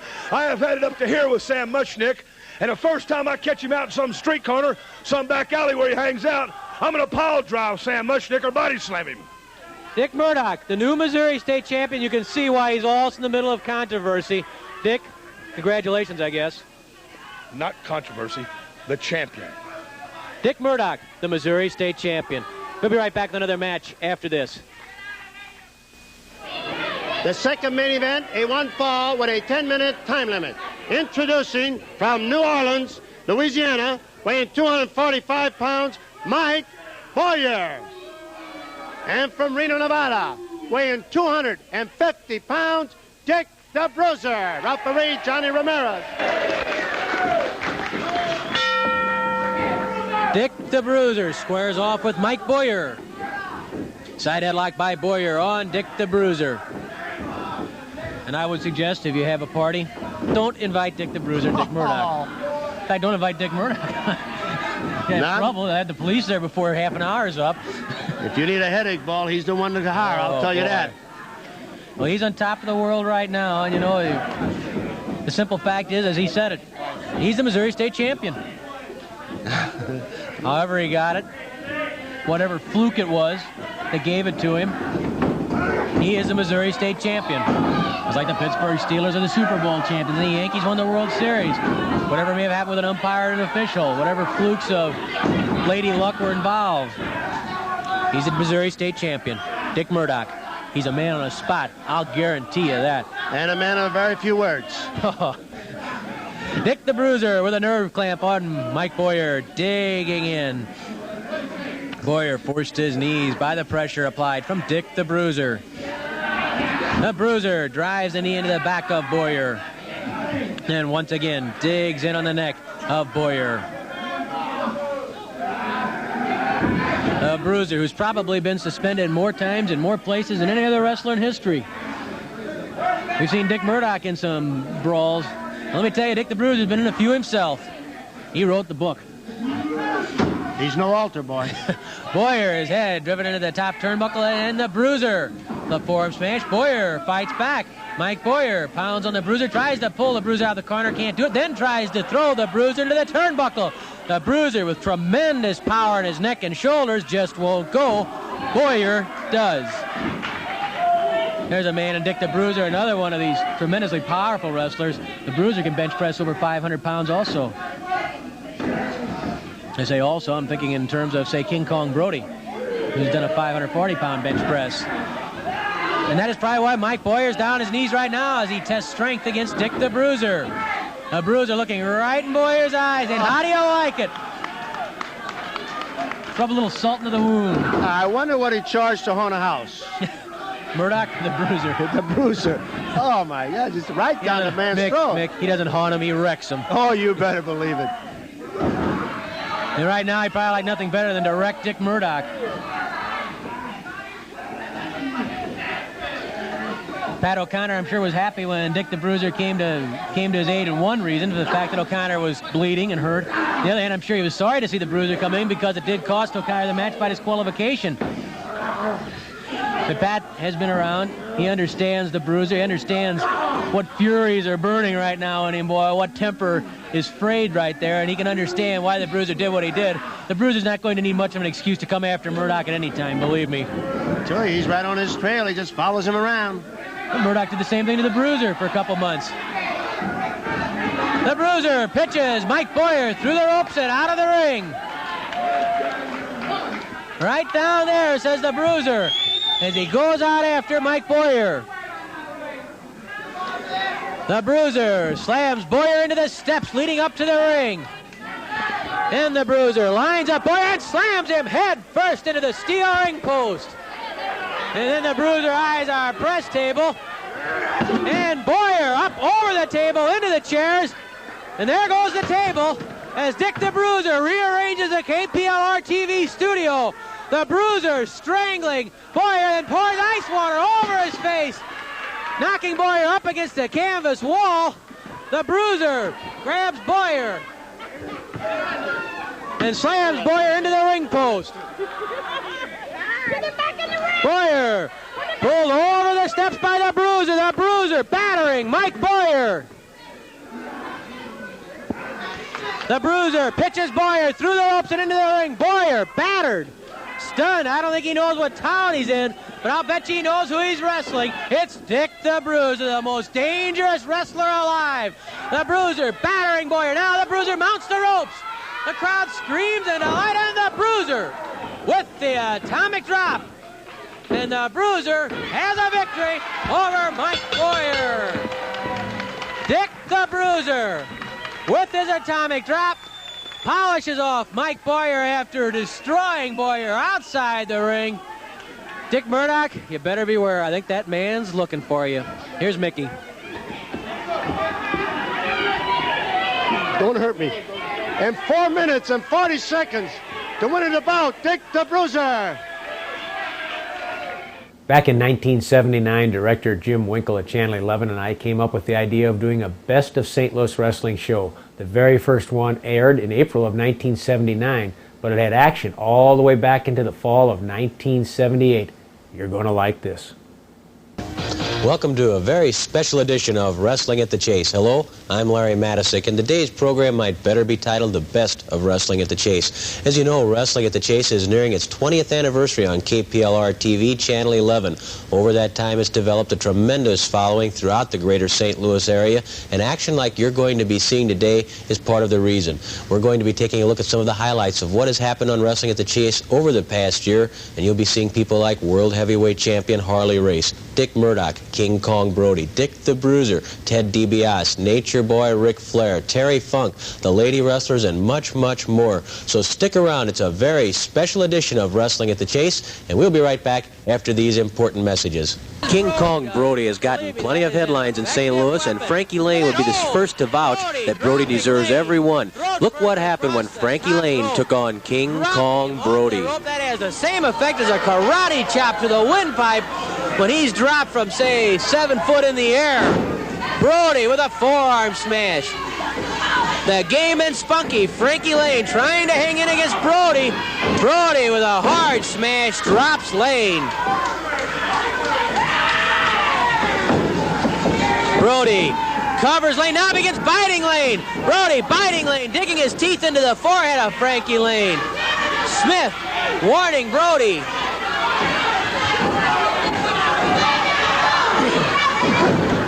5 minutes have expired, 15 minutes left. 5 minutes of open warfare have passed in the main event on Wrestling at the Chase. Frankie Lane hanging in doggedly against King Kong Brody. Lane pulling on Brody's hair. Look at that. Oh, did you see Brody grab Lane by the hair and just lift Lane off his feet and throw him across the ring? Lane to the ropes. Brody waiting. Oh! Brody caught by a kick from Lane. Another chop, and down goes Brody. That's the first time Brody's been knocked off his feet on Wrestling at the Chase in a month. Hard smashes by Lane. Once again, Frankie Lane is on the offensive. Charges in, and again, Lane catches a knee lift. He caught it more in the hip area. Frankie saw it coming. He tried to leapfrog over the knee lift, but he didn't quite get over the top. And Brody caught him in the hip and rib area. Probably did more damage than the first time Lane caught that knee lift. This time it knocked wind out of Frankie Lane. Brody lifts Lane with one arm, spins him around and slams him. Brody grabs the legs, and Brody going for the Boston Crab. That's his favorite. And Lane has taken some punishment. He took that knee lift to the hip and ribs. I don't see how he has any choice but to give up as King Kong Brody screams in delight. Former world champion who starred in Sylvester Stallone's movie Paradise Alley stopped by Wrestling at the Chase to demonstrate why he is still a leading contender for the World Heavyweight Championship. Here is Terry Funk against Tank Patton. Ouch, says Tank Patton. 10 minutes have passed, 5 minutes left. 5 minutes remain in the first main event on Wrestling at the Chase as Terry Funk uses Tank Patton's face for a doorstep. Kick to the stomach by the Tank. Patton grabs Terry's hair, whips him to the ropes. Could this be the big gun? No, he drives the elbow underneath the chin, wearing him down. So when he does unleash that big gun, Funk will be even more vulnerable. Patton pounding on Terry Funk. More hard smashes by Patton as Funk's trapped in the ropes. Once more, Patton trying to knock the wind out of Terry Funk, driving that forearm right across the lung region, hoping to knock the wind out of Funk. Terry caught up on the ropes, half in the ring, half out of the ring. Trying to get himself straightened out, trying to get those cobwebs out of the head. Patton grabs Funk by the hair, slams Terry into the turnbuckle, and Funk is hanging on. He's in some trouble. Patton obviously primed and psyched up for this big match against Terry Funk. Patton grabs Funk again, runs him clear across the ring, and again, Terry Funk slammed into the top turnbuckle by Tank Patton. Funk hangs onto the ropes to keep from falling out of the ring, while Tank Patton waits, poised, primed, ready to go after Funk and finish off the former champion. Again, Funk, oh no, Funk blocked it, put his foot up. Funk throws a shoulder smash to the stomach, that doubles Patton. Hey, jackknife and rolling cradle, count of 1, 2, 3, hey, he's got it! He grabs Dick Murdoch and controversy. They come together as Steve Hall, who tangled with Dick Murdoch on Wrestling at the Chase. Well, I'll tell you one thing, Murdoch's learned a few things from Dick the Bruiser, too, and that's a long-running feud as Steve Hall tries to regain his composure outside the ring. Joe Tangaro trying to keep Murdoch back. The crowd begins chanting Bruiser and Andre. Murdoch twists Hall around, drives an elbow into the throat. An elbow into the throat by Murdoch, who's pounding on Steve Hall. 5 minutes have elapsed, 15 minutes left. Murdoch again with an elbow to the chest that time of Hall, and Hall is knocked off the apron to the floor as Murdoch is battering Steve Hall. Can you imagine what's going to happen when Murdoch tries those tactics on Andre the Giant? Hall slowly through the ropes, and Murdoch right on top of him, pounding Hall in the head. Murdoch bangs on the head of Steve Hall. Flying mare by Dick Murdoch. Hard stomp to the jaw. Murdoch driving 268 pounds into the head of Steve Hall, and then Murdoch with a chin lock pulls Hall's head back over the knee. Look where Murdoch's knee is, right in the neck, so that Murdoch can apply full pressure as he yanks back on that chin. What misery Steve Hall's in, but Hall throws a punch. Another punch by Hall. Hall's head is off the knee of Murdoch. Hall trying to get up, but Murdoch hangs on with a lot of power, a lot of strength right there. And now Murdoch goes to work on Hall, pounding on the face of Steve Hall. Well, Hall paid for punching Murdoch right there. Look at Murdoch, almost with one arm, shades of King Kong Brody there a little bit. Murdoch lifted Hall so easily. Murdoch dominating the action. Hall whipped to the ropes. Murdoch with an elbow underneath Hall's chin. Murdoch taking time to luxuriate in it right now. He knows he's in command. He hooks Hall's head, setting him up for that standing suplex, the Texas Brainbuster, as Murdoch calls it. Murdoch driving the head backwards into the mat, then Murdoch coming up on top of Hall, and Dick Murdoch runs roughshod over Steve Hall.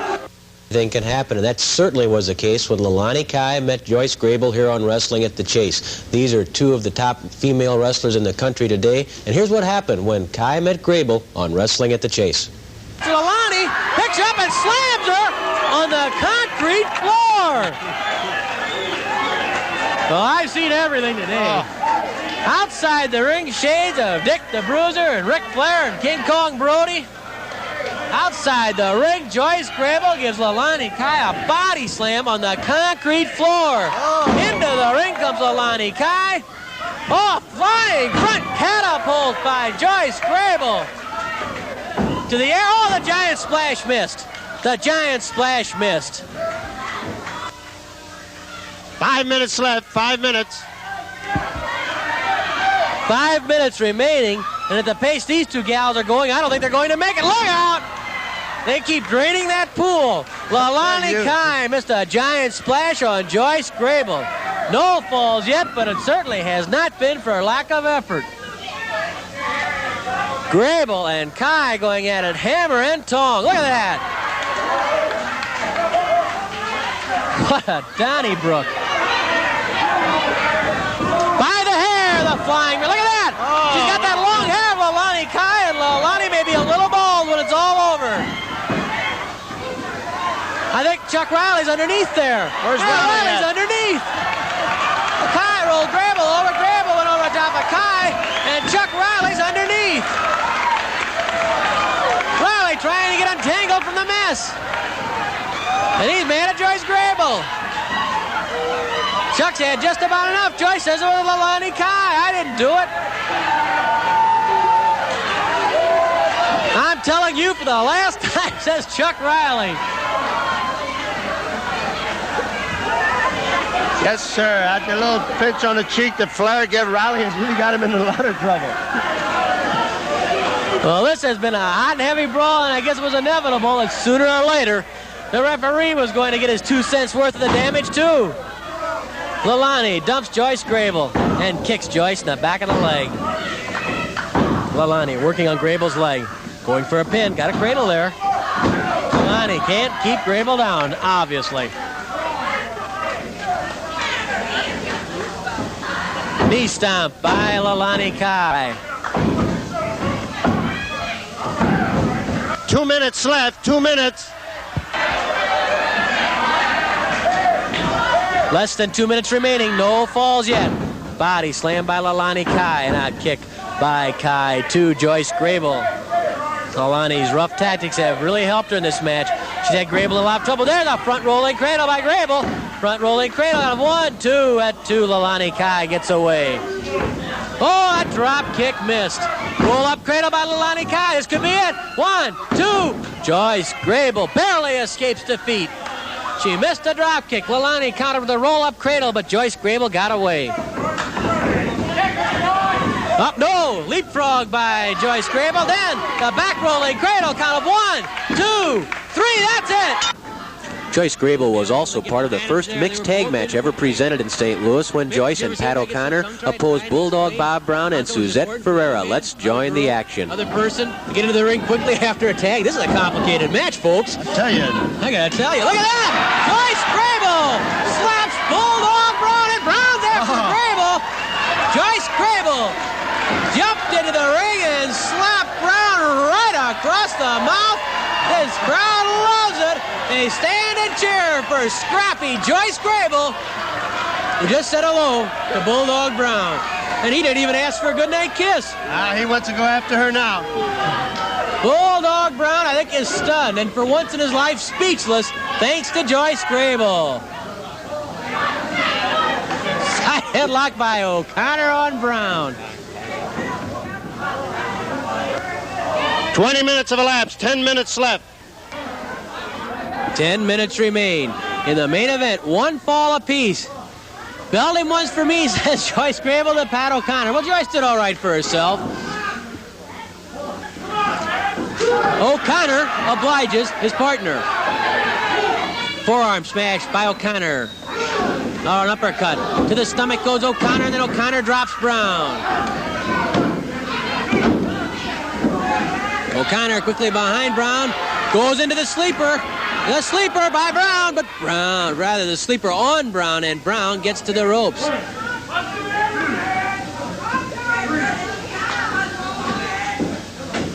Brown a bit groggy, although he wasn't in that sleeper very long. It takes its toll quite quickly. O'Connor goes for Brown's leg and O'Connor puts Brown on the canvas. Count of one on the Bulldog. Brown keeping that shoulder up. Grable watching intently as O'Connor twists the foot, now bends that leg down over his own leg to apply extra pressure to the leg. Look at O'Connor with his back foot now, hooks the ankle of Bulldog Brown, and then when Brown sits up, O'Connor slugs him with a forearm smash.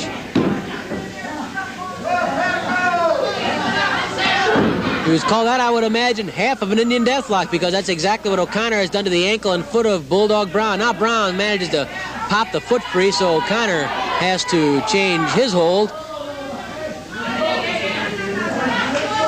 O'Connor leaning into the knee and into the ankle of Bulldog Bob Brown. Brown reaching up for O'Connor's head. Smith, though, keeping an eye on Bulldog. Suzette Ferreira started to step into the ring. Again, Suzette started to lift the leg over the ropes, but the referee spied her. O'Connor drops that knee into the knee of Bulldog Brown.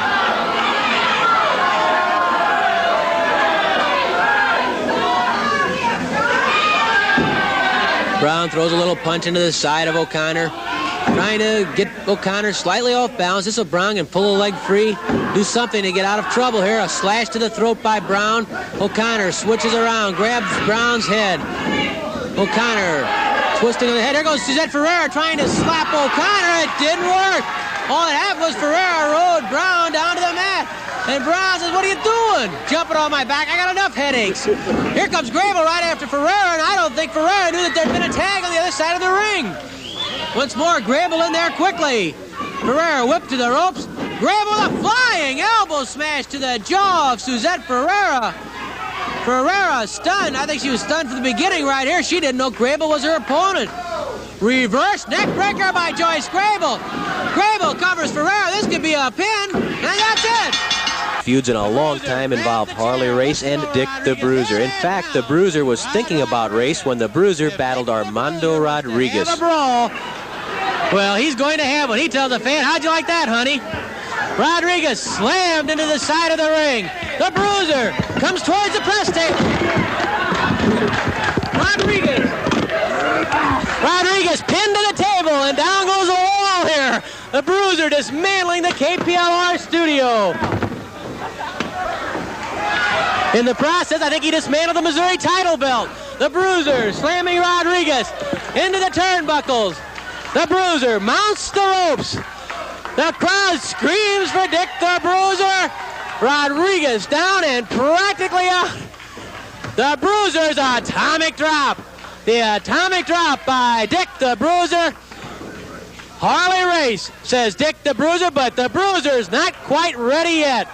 The Bruiser lifts Rodriguez. Hard smash to the head. Dick the Bruiser punishing Armando Rodriguez. And look at this. Here comes the Bruiser's pile driver. He gave one of these to Harley Race one time, and Race had to be carried out of the ring. Harley Race yells, "Dick the Bruiser." That's all he's yelling. Harley Race again and again Pile driver by the Bruiser. One more time, says the Bruiser. Harley Race, that's him right there. You want to see me pin Harley Race, says the Bruiser. He yells at referee Eddie Smith. Rodriguez is going nowhere. He's finished. Harley Race, count him out, says the Bruiser. He holds him down with his fingertips. The Bruiser was so concerned about Race that Dick even came to ringside while Race locked horns with Pierre Lefebvre. The Bruiser coming outside, taking a look at the man from whom the Bruiser has to take the gold belt. The Bruiser wearing his Missouri State title belt. And Dick the Bruiser eyeing things up, scouting a little bit, and now he stops to take a look at the gold belt here at ringside. Dick, this could be yours in less than a week. It will be mine in less than a week. I'll wear that belt in less than a week. You watch and make sure that I tell you the truth. Pierre Lefebvre whipped to the ropes. A high knee lift by Harley Race drops Lefebvre. Harley covers Lefebvre. And Lefebvre throws off Race. The Bruiser comparing belts. And he's going to try on the gold title belt here at ringside. The Bruiser trying on Race's belt, and I don't think Race sees it. Now Harley spots what the Bruiser's doing. The Bruiser trying on the gold title belt. He's putting it on. Dick the Bruiser putting on Harley Race's title belt, and Race is incensed, infuriated. Lefebvre with a reverse rolling cradle on Race. May get a pin. Count of 2. Oh, Race throws off Lefebvre. I don't want anybody to beat Race until I do. You heard Dick the Bruiser. He says, I don't want anyone to get to him until I do. Race. He's all upset. Lefebvre with a front rolling cradle. Get out of it, yells Dick the Bruiser. I don't want anybody to beat Race until I beat him. And then that gold belt will really be yours. Look at that move by Race. Behind Lefebvre. Back suplex. Back suplex by Race, followed by a bridge. And there's the pin. Race the winner. Now all he has to do is get that gold belt back from Dick the Bruiser. Race crawling outside to try and reclaim his belt from the Bruiser. Race throws a punch at the Bruiser. And the Bruiser wearing Race's belt. The Bruiser wearing the gold belt goes after Race. The Bruiser pounding on Harley Race. The Bruiser trying to get off that gold belt. Race gets to the Bruiser. The belt dropped to the floor. Race going for the pile driver. Race for the Bruiser reverses it. The Bruiser grabs the gold belt. The Bruiser has Race's belt, stands on Race, and raises the gold belt in triumph. Dick the Bruiser holding the gold title belt that belongs to Harley Race. Race stunned on the concrete floor. He tried a pile driver and was backflipped onto the concrete floor by Dick the Bruiser. The crowd stands and chants, Bruiser, Bruiser, Bruiser. Look at this pandemonium at ringside. Only Dick the Bruiser can cause something like that. The Bruiser, the recipient of chants and cheers. The Bruiser, king of the hill. He's not letting Mickey get in either. Race still down on the floor and badly shaken. Referee Charles Venator trying to aid Race and help him to his feet. The Bruiser being congratulated by ringside fans as Race is helped to the dressing room. Over the past year, Ted DiBiase has developed into one of the major forces in professional wrestling today. Much of that is due to what Ted DiBiase has done right here in St. Louis, right in front of you on KPLR TV. Let's take a review of how Ted DiBiase has developed into one of today's top stars. Mike Boyer was one of the first to find out how rapidly DiBiase was coming into his own. Oh, and DiBiase had him sized up there the hard right. Boyer won't stay down, though. DiBiase right on top of Mike Boyer. Whips Boyer to the ropes. Up and over. Tremendous jolt. Flying knee drop to the chest. It was on the chest, not the throat. DiBiase tried for a pin. Boyer still wouldn't stay down. Forearm smash, side headlock. Off the ropes goes Boyer again. Down goes DiBiase. DiBiase ducks. DiBiase is waiting. Oh, a flying, falling body slam. Knocks all the wind out of Boyer, and here comes the figure four leg lock. The figure four leg lock by Ted DiBiase. Boyer may have no choice but to submit. Right in the middle of the ring, Boyer now risking a serious knee injury because he won't give up. Finally, Boyer submits, and Ted DiBiase brings the fans to their feet. The reputation of Ted DiBiase grew quickly, so quickly that Nature Boy Ric Flair interrupted his own scrap with Pat O'Connor to bait DiBiase, who was our guest commentator at the time. O'Connor pounds on Flair. O'Connor bleeding from a head wound, still pounding on Flair, knocks Flair to the corner. Flair catapulted across the ring into the opposite corner. Well, I thought he was going to go right over the top, Larry. Look at O'Connor. O'Connor pounding on Flair. O'Connor almost out of control. That's unusual for Pat. There's that headbutt to the stomach again by Flair, but O'Connor was able to withstand some of the effect. Backslide by O'Connor. This could be it. Now one. Oh, and Flair. So far, Ric Flair unable to take enough advantage to go for that figure 4 leg lock. O'Connor's been hanging in there with him, matching him blow for blow, even though O'Connor's bleeding. That shows how effective those knee drops can be. It's something that Ted DiBiase will have to look out for. Flying elbow drop. Oh, that was a hard one. There goes Flair to the legs.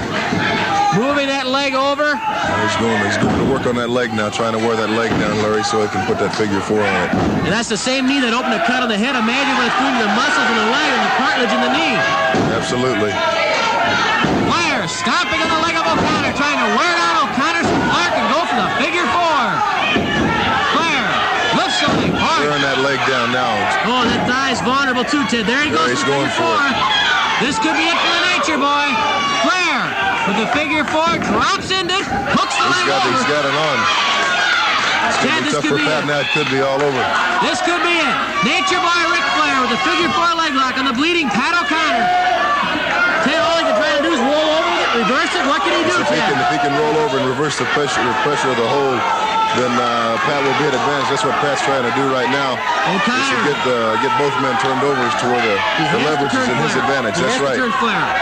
Flair won't let him do it. Too strong. O'Connor almost had Flair over, but couldn't quite turn him. O'Connor just won't quit. He's risking serious knee damage, Ted. That's right. He's got it. He's over. Oh, but Flair rolled right back along with it. But they're in the ropes. The referee wants that hold broken. Flair now won the break. 10 minutes have elapsed. 10 minutes left. The figure 4 leg lock has been broken. O'Connor was able to get it to the rope. Look at Flair. O'Connor badly hurt. That knee has to be in terrible. His legs got to be in in terrible shape right now. He can barely stand. Plus, he's had some head bleeding throughout the. Look at Flair baiting him. O'Connor trying to fight back. What a game effort by the former world champion Pat O'Connor. A valiant effort. Pat O'Connor refusing to quit. Never known Pat O'Connor to be a man to ever quit. I've never seen the man submit. Now, a lot of lesser men right now would have quit. O'Connor lifts Flair, loses his balance. Both of them out on the floor now, Larry. They have a count of 20 outside the ring. Flair grabbing O'Connor. Takes O'Connor and slams him. That's certainly uncalled for, Larry. Oh, into the ring post. No reason for that at all, Ted. Certainly no call. No need for that at all. Look at Flair strutting outside the ring. You old man with nothing. You're nothing. Look at the greatest thing going on. There's no need for something like that. Oh, and Flair says, you punk, and throws the water at DiBiase. He says that Ted DiBiase's father was nothing, and there goes DiBiase after Flair. After Flair sounded off about his father and then insulted him, it's DiBiase after Flair. Flair hauled into the turnbuckles. Drop kick by DiBiase. That's one thing that Ted DiBiase could not take from the arrogant Ric Flair. And look at DiBiase pounding on Flair. DiBiase all over Nature Boy Ric Flair. DiBiase out of control. Charles Venator trying to restore some order. Venator knocked aside by DiBiase. Flair taking a terrific battering from Ted DiBiase. And I have to say that Flair asked for it. Venator calling for some help. Gene Stevens comes into the ring and DiBiase is after Stevens. DiBiase is after. Here comes Robley. They're trying to double team DiBiase. They're double teaming DiBiase. Robley holding DiBiase. Flair after Ted DiBiase. DiBiase being 4 men battering DiBiase. Here comes Ron Starr and Gary Young to help DiBiase. And we have a Donnybrook. Flair still after DiBiase. And Flair and DiBiase tangle up again. The shirt ripped off DiBiase by Nature Boy Flair. Young Stevens, Sweetan, Robley, all trying to restore some, and DiBiase will not be stopped. DiBiase after Flair, chasing Flair from the ring. Promoter Sam Munchnick here at ringside, trying to separate. If anybody would still question how tough DiBiase was, Ted provided the answer clearly and loudly when DiBiase faced King Kong Brody, and Rocky Johnson was our guest at ringside. Going around the corner, Brody's after DiBiase, and Brody slams DiBiase head first into the apron. Brody again slamming DiBiase head first into that apron. They stop at nothing if the man's hurt. That's right. Now he's got the butt.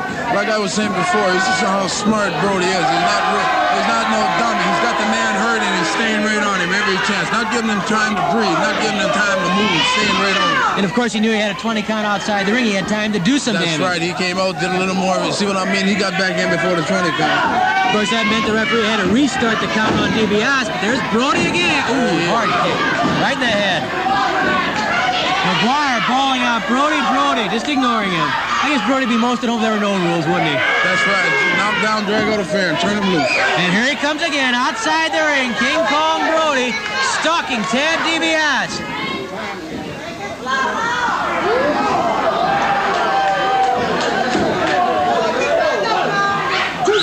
10 minutes have elapsed, 10 minutes left.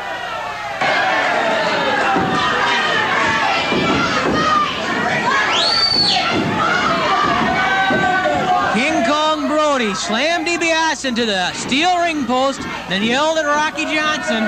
Yelled in triumph, I guess, because I think as far as Brody's concerned, he has DiBiase about ready for the cleaners, Rocky. That's right. He got the kid down. The kid's hurt. There's no doubt about it. He took a hard jolt in that ring post, right, catching it in the shoulder. We're going to get a shoulder separation.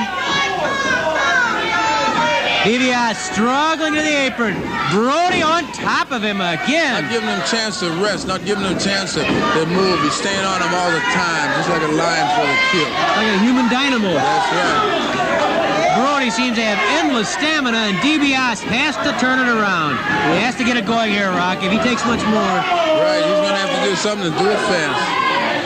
McGuire trying to keep Brody back. DiBiase slams that shoulder into Brody's stomach. Brody tries to get some wind. Look at DiBiase. Goes up over the ropes. Grabs Brody's head. Goes behind him. Pulls him back into the cradle. This could be it. Count of two. Brody too strong. Too strong, Rocky. Looks like shades of the sunset flip there for a second. Now DiBiase pounds on the head of Brody. Brody hurled to the ropes. Drop kick.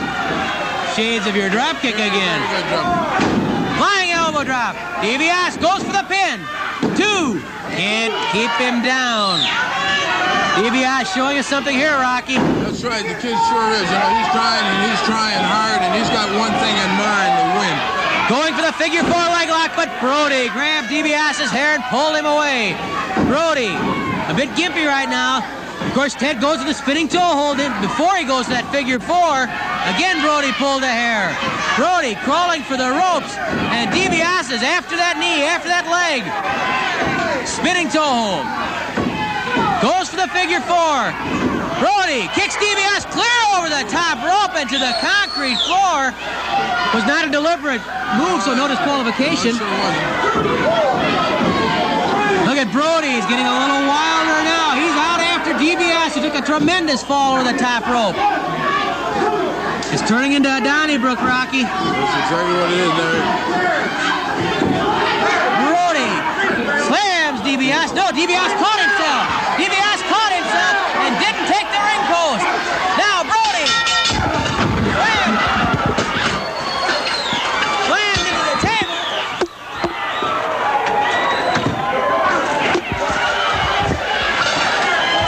DiBiase and Brody outside the ring, and DiBiase clobbers Brody with a chair. DiBiase out of control, battling with Brody. Brody gone berserk, picks up a chair. Brody slamming chairs at DiBiase. Here comes Eddie Smith to try and separate the two men. Brody slamming chairs everywhere. King Kong Brody, look at DiBiase. They try to hold him back from Brody. The referees and ourselves in between. The referee going to declare the match. What is it, Jim? I lost control. Throw it out. The referee going to disqualify both men. But the biggest moment for Ted DiBiase was still to come. Do you remember what happened when DiBiase and world heavyweight champion Harley Race were on opposite sides of a tag team affair? Stick around. We're going to be taking a look at that right after this. Big opportunity for Ted DiBiase came when Ted and Paul Orndorff collided with world heavyweight champion Harley Race and Bulldog Bob Brown. Watch as DiBiase sparkles at various spots in the duel and then get ready for a tremendous climax. Another flying tackle flattens Ted. DiBiase is waiting with a hip toss to the world champion. Side headlock. Over the hip goes the world heavyweight champion. Compliments of Ted DiBiase. Good wrestling by DiBiase. Race scored with 2 flying tackles, but the third one was for naught. DiBiase was waiting with the hip toss. Harley Race, the man who took the title from Terry Funk on February 6, 1977 in Toronto, Canada, using the Indian Deathlock, one of many maneuvers that Race has at his disposal, along with the suplex slam, the side saddle suplex, the pile driver, the atomic knee drop, the backbreaker. We've seen Race use them all, and it's that versatility which has played a major role in making Race the world heavyweight champion. Race trying to get behind DiBiase, looks like. Now Race lifts DiBiase. Atomic knee drop. No, DiBiase blocked it. DiBiase blocked it. He got those feet down first, and DiBiase scores with the atomic knee drop. Try for a pin. Brown breaks it up. But DiBiase later in the match, Race and Brown tried to double team the brilliant Ted DiBiase, but it backfired. Brown with a punch to the head. Race from outside the ring grabs DiBiase. Brown and Race double teaming DiBiase. The referee's chasing Orndorff back to his corner. Race strangling DiBiase from outside the ring. Brown grabs DiBiase by the hair and throws DiBiase through the ropes and out of the ring. Harley Race going outside after him. Orndorff comes over and keeps Race from getting at DiBiase. Now Race grabs DiBiase. He tries the pile driver on the concrete floor. He's trying to go. Look at DiBiase. DiBiase with a back body drop, slamming Race into the concrete floor. Race and DiBiase stand toe-to-toe. The brilliant young star, Ted DiBiase, against the seasoned and experienced world champion, Harley Race. Race knocked backwards by DiBiase, who tags Orndorff. And Orndorff is fresh. He's after Race. Race whipped into Brown. Orndorff dropping Race. Orndorff after Brown. Give credit to DiBiase. He hung in there and he gives his man a chance. Orndorff catches Race coming off the ropes with a judo chop. DiBiase battering Brown. Knee drop by Orndorff to Race. He goes for the pin. Of 1-2. Race won't quit. He'll never stay down easy. This match is pure pride now. It's pure guts. It's pure courage. It has been a wide open brawl. 3 minutes left. 3 minutes. Race battering Orndorff. Race going for the pile driver on Orndorff. Race trying to lift him. Orndorff balancing against it, blocking it, holding the ankles, taking the weight, and dropping Race backwards. The second time the pile driver's been foiled today. That not as effective as when DiBiase did it, but it was effective. Brown using the knees across the side of Orndorff's head. Race yells instructions to Brown. Brown punches Orndorff in the face. What a battle this has been. Brown and Race against Orndorff and DiBiase. Orndorff fighting back against Brown. Brown staggered. Race reaches in for Orndorff. Gets him again. Here comes DiBiase into the ring as Orndorff is catapulted down by Harley Race. Brown standing on Orndorff's throat, walking across the windpipe.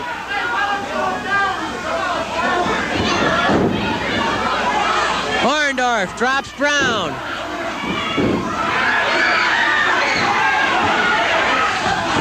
Brown chopping on Orndorff's throat.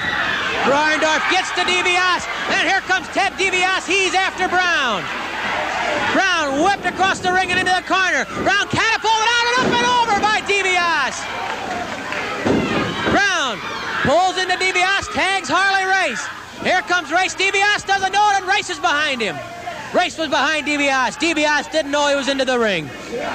Race going for the suplex. This could be... Oh, what a move by DiBiase! Back body drop, a giant suplex, a bridge. DiBiase pins the champion. Ted DiBiase has pinned the World Heavyweight Champion. DiBiase with a back suplex has pinned Harley Race. Race went for his suplex. DiBiase with a brilliant move. Slipped behind Race and with a back suplex. Ted DiBiase pins the world champion Harley Race. Has he made it to stardom? Has Ted DiBiase stepped over that line today? I think he has. As the World Heavyweight Champion, Harley Race knows he's the main target for everybody in wrestling. And as you've seen today, he takes some lumps keeping that title, but never underestimate Race. He's a World Heavyweight Champion for more than 2 years. Why? Well, maybe some of the answers will be seen right here in this match between Harley Race and Gary Young. A lot of people think that Race might just be ready after all his traveling, all the tough matches that he's had, no matter how good a shape he's in, no matter how well prepared he is, that lightning could strike. It certainly struck in one form or another last weekend when Ted DiBiase pinned Race. And who knows what could happen. The day may come tomorrow. It may come in 6 months. It may not come for 2 years. If Race has his way, it won't come for several years. But that day is going to come. Sure as the sun rises every morning when someday, somewhere, somebody is going to take that gold belt from Harley Race. Well, he's just a man. I mean, they're all taking pop shots at him. They all want to get the belt, so he is out in the field by himself. He defends his titles, but it seems like with the whole list of the wrestlers that want to take a shot at the heavyweight championship, that's why a guy like Race, I mean, every night he's out traveling over in Japan, Australia, you name it, and still, it's got to take something out of you. There's Race with the inside reverse toe hold, yanking back. Of course, there's something that can help Harley go later to the Indian Deathlock, a submission hold that Race used to dethrone Terry Funk. You talk about the kind of matches Race has had. Well, think to his last 2 matches in St. Louis, his last 2 title defenses. One with Dick the Bruiser, ended with both men counted out outside the ring of Donnybrook. Race took a battering. The match after that against Nature Boy Ric Flair. Flair was in complete command of the final fall. He'd won the second fall with a figure 4 leg lock from Race. But then both men fell over the top rope and outside the ring. It was a hard fall. At the count of 18, Race was underneath the ropes in the ring. He was in. At the count of 20, Flair was just onto the apron. Therefore, Flair was counted out outside the ring, and Race got the victory. Shaky though it was, of course, it still kept him the world champion. Race has had some tough, hard matches. Is he ready to be beaten? That's the question. Is he ready to be dethroned? Flying tackle by Harley Race. Young grabs Race's head, takes him over, and has the side headlock back once more. And then again, he's got to worry about a guy like Gary Young of Von Erich. Yes. I mean, these young wrestlers that's coming up, and you know, you just can't, how would you say, lay back. You got to go all out because every they time want you, baby. They want that belt that you have laying right there next to you. You're number 1. Every time out, you are the main target in professional wrestling as the world champion. Race knows it. He nearly put Young's shoulders down there. I think he was pulling tights for a little extra leverage. Harley knows one thing, too, that if he loses that title, it's going to come when someone has just about put him in the hospital, because he will do anything to keep it. If the title's on the line, if it's a third deciding fall, don't expect Harley Race to submit unless he has been severely, seriously injured. Race will not give that gold belt up without a fight. As he says, it's half of my life, and I don't give half of my life away. Race lifts Young. Backbreaker by Race. Backbreaker by the champion. 5 minutes have elapsed, 15 minutes left. Race with the front face lock. Twists the head of Gary Young. Look at him force Young down to the mat. Harley, with pure strength, just pulled Young down and put him face first on the canvas. Now Harley can really apply the pressure and drive that shoulder and the bicep into the back of Young's head. That's a very effective maneuver. Not real spectacular, but it does the job as Race drives that shoulder, part of the chest, the bicep, into the back of his opponent's head, in this case, Gary Young. Young has nowhere to go. There's nothing to absorb the blow, just a mat below it, and he's being forced against that already. Race, a very clever defensive wrestler. Always at home inside the ring, knows what to do, knows when to do it, can spot an opening like the best hunter in the world, believe me. Well, I tell you, too, Larry, not only Race, but any one of the wrestlers, when they get inside that ring, they're in there alone. I mean, they have no offensive team or defensive team or a guy in a bullpen. Oh! They do it themselves. Mick, the flying elbow drop of Gary Young misses. The flying elbow drop misses. Race with a knee drop to the head. And Mickey made a good point there, too, because when a professional wrestler goes into the air, there are no strings holding him. He has no padding. It's just his body. And however hard, however tough that body is determines how much punishment he can take. He hits that canvas hard. And that's just what Gary Young did. Race, reverse neck breaker. We haven't seen Harley use that very often. The reverse neck breaker by the world champion. Young spins out from underneath. We see some of the training from the former world champion Pat O'Connor right there. O'Connor's been working with Young, and Young escaped that body press from Race, just as Pat O'Connor probably would have too. Race was surprised that Young got up from that reverse neck breaker. Knee lift to the stomach by Harley Race. Another knee lift to the stomach by the world champion. Race puts Young down, drops the knee right into the forehead. The knee to the forehead by Harley Race. Another knee drop by Race. Race covers Young. Young won't stay down. Harley's a little angry. Can't quite believe it. Little bewilderment across his face. If Young could turn things around here, he's managed to stay away from being pinned. If he could turn this around and come back, well, who knows?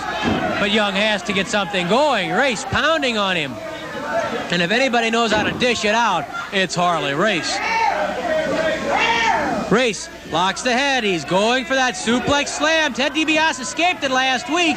Can Gary Young? No, Race has him securely and crushes him down to the mat. Harley Race with the suplex slam. 1, 2, 3. The world heavyweight champion. Harley Race polishes off Gary Young with the suplex slam. Thank you for watching Classic St. Louis Wrestling Volume 1. I guarantee you I liked it just as much as you did. Volume 2 right around the corner.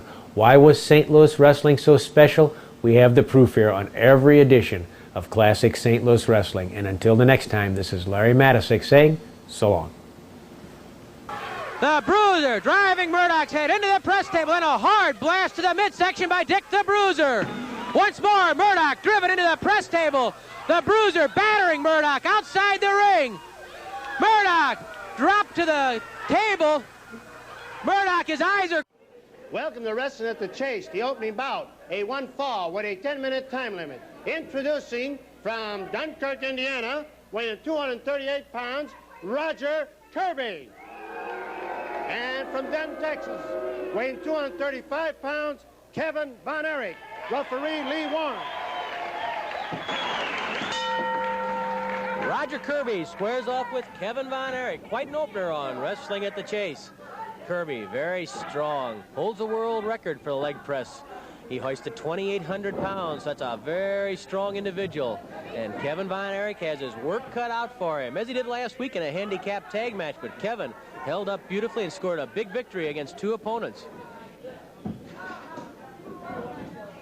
Kevin moves behind Kirby. Kirby counters with a double wrist lock, comes up with an arm bar on Kevin Von Erich. Good move by Roger Kirby. Kirby twists the arm, turns it into a hammerlock. Kevin spins out. Nicely done by Kevin Von Erich. Speed and agility coming into play and doing the job for Kevin Von Erich. Kirby waits patiently for Kevin to come to him. They tie up and it's a side headlock by Kevin Von Erich on Kirby. Kirby lifts Von Erich. Von Erich hangs on and Kirby is thrown over the hip. Kirby used his strength there, but he didn't have quite enough to throw away Kevin Von Erich. Kevin really hung on to the head. And that's the key when he's up in the air like that. He has to keep a good grip on the head. Otherwise, he's going to go sailing through the air in a very bad position. But if the man up in the air, in this case Kevin Von Erich, can hold that head, he probably will be able to use Kirby's own strength against him, as he did there, taking him over the hip. Kirby pulls the hair, and referee Lee Warren slaps Kirby's hand away. The hold still belongs to Kevin Von Erich. Hip toss by Kirby. Oh, it didn't work. Well done by Kevin Von Erich. The hip toss by Roger Kirby, but Kevin held onto the side headlock. Very, very difficult to do there for Kevin Von Erich. Kirby really had Kevin off balance, but Kevin persistently hung on to that headlock. Kirby rolls Von Erich into a cradle. Can't keep him there, though. Only long enough for a count of one by two Von Erich's shoulders had come free of the mat. Kirby struggles to his feet. Hip toss again. And it still doesn't work as Kevin Von Erich hangs on to that side headlock. Kirby must be getting a little frustrated. He can't seem to break out of this side headlock.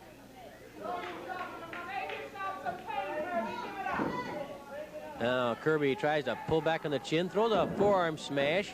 Another smash across the chest. It was a legal blow. It's with the forearm. It didn't do a whole lot of good, although it did allow Kirby to improve his position slightly. The hold, though, still belongs to Kevin. Now Kirby puts that forearm across the cheek and jaw, but not for long. Kevin gets the head loose. He'd like to roll Kirby over onto Kirby's back. Kirby still on top, even though in the headlock. They get to their feet. Kevin still has the hold. Kirby lifts Kevin and deposits him on the top turnbuckle. This will require break the minute in the ropes. Referee Lee Warren wants Kevin to release that head, which Kevin is very slow to do. He knows he's in a precarious position right there, and that is exactly why he was in a bad spot as Kirby goes to work on the ribs and the stomach of Kevin Von Erich. Roger Kirby driving the knee into the stomach of Von Erich. Kirby's strength turned out to be the difference right there. That's what allowed him to put Kevin in those ropes, and now it's Kirby from behind clamping the head, and you can see Kevin gasping for wind after the assault to the midsection by Roger Kirby. Kirby with a forearm smash, and then again he clamps the head. Lee Warren checks the throat. It's clear. No strangling. The crowd begins to chant and yell for Kevin Von Erich, and that just makes Kirby angry. He pops a fist off the jaw of Kevin and then regains the headlock. Again, a forearm smash by Roger Kirby. Kevin trying to get to his feet. He's a little the taller of the two. An elbow smash to the rib cage. Then an arm drag by Kevin Von Erich, and now an arm bar by Kevin. He regains the advantage, but maybe not for long because Kirby got to the ropes. Look at Kevin. He yanks Kirby off those ropes and pulls him halfway across the ring. Talk about strength. We've been talking about the strength of Roger Kirby, but Kevin Von Erich has plenty too. And there's the knee right across the cheek of Roger Kirby, stretching out the neck. Not only does Kevin Von Erich have tremendous power in the upper body, but you can look at those legs and understand why Kevin Von Erich has been working on the body scissors as a submission hold. 5 minutes have elapsed, 5 minutes left. Actually, it was promoter Sam Muchnick who gave Kevin the idea of working on the body scissors as a submission hold. Promoter Sam Muchnick noted that Kevin, in his legs and lower body, was built a lot like the late, great Joe Stecher, who held the World Heavyweight title 3 different times back around the early 1920s. Kevin did some studying of Joe Stecher's style, and we understand that he's now working on the body scissors as a submission hold. Kevin Von Erich, it's a slugging match, and Kevin gets the best of it, follows with a drop kick. Kirby retreats to the corner. Kevin Von Erich goes to town on Roger Kirby. Flying heel. Flying head scissors by Kevin Von Erich.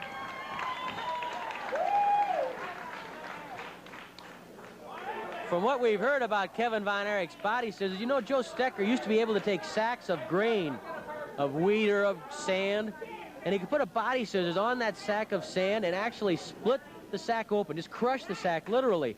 Kevin Von Erich has been training the same way, and we understand that he has now developed the strength and the leg extension in his legs to the point that that body scissors, he can use it in the same way Stecher did, literally crushing sacks of grain, sacks of sand. Can you imagine how effective that would be across somebody's stomach, across the rib cage?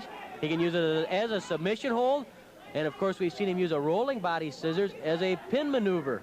So Kevin Von Erich becoming more versatile every day, and that's something to be looking for from Kevin Von Erich in the future, the body scissors as a submission hold.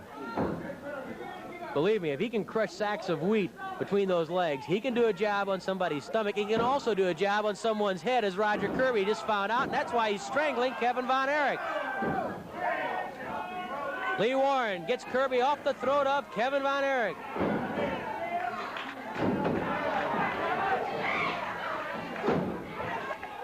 Three minutes left, 3 minutes. 3 minutes remain as Roger Kirby and Kevin Von Erich slug it out. Kirby knocked to one knee. Elbow smash to the neck by Kevin Von Erich. Kick to the stomach by Kevin. Flying mare by Kevin Von Erich. Flying elbow drop rivets Kirby to the mat. Count of 1. At 2, though, Kirby pulls the trunks and shoves off Kevin Von Erich. Again, the flying mare by Kevin. Knee drop to the chest. It was not on the throat, it was on the chest. Another knee drop by Kevin. He goes for the pin on Kirby. Count of 1. At 2 once more, Kirby escapes the pin. The pin possibility, rather. Knee lift to the stomach by Roger Kirby. Kirby's a tough customer. He can take punishment. He can dish it out. He doesn't need much of an opening to find room to score, as Kevin Von Erich found out right there. And Kevin doesn't need much of an opening either. He caught Kirby in the stomach. Smash to the forehead by Kirby. That one dazed Kevin Von Erich. Kevin staggers to the corner as Kirby pounds on Kevin's head. Kirby whoops Kevin into the buckles. Kevin lashes out with that boot to the midsection. Kevin refusing to quit fighting. That's instinct in any Von Erich. Kevin, David, Fritz, Kerry, you name it. They just won't quit. They don't know what quit means. Oh, Kevin went for the iron claw and Kirby blocked it. Kevin went for the iron claw and Kirby blocked it. Kevin trying to shove that hand through there and get to the head of Kirby.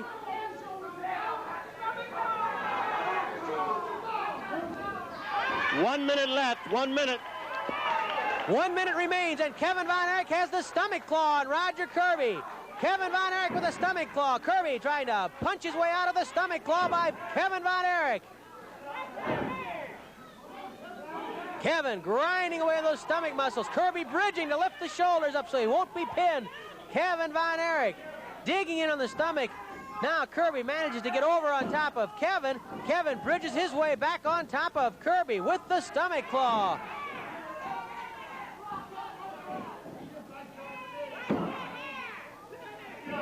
Kirby, by pulling hair, manages to get back on top of Kevin, but he can't get Kevin's digging fingers out of his stomach. Kevin grinding away with that stomach claw. Kirby now reaching for the ropes, but the referee's between him and those ropes. Now Kirby reaches up for the hair of Kevin Von Erich. Kirby desperately trying to roll over and get out of that stomach claw. There's the bell. The time limit has expired, and maybe that's all that saved Roger Kirby. Kevin Von Erich had the stomach claw on Roger Kirby.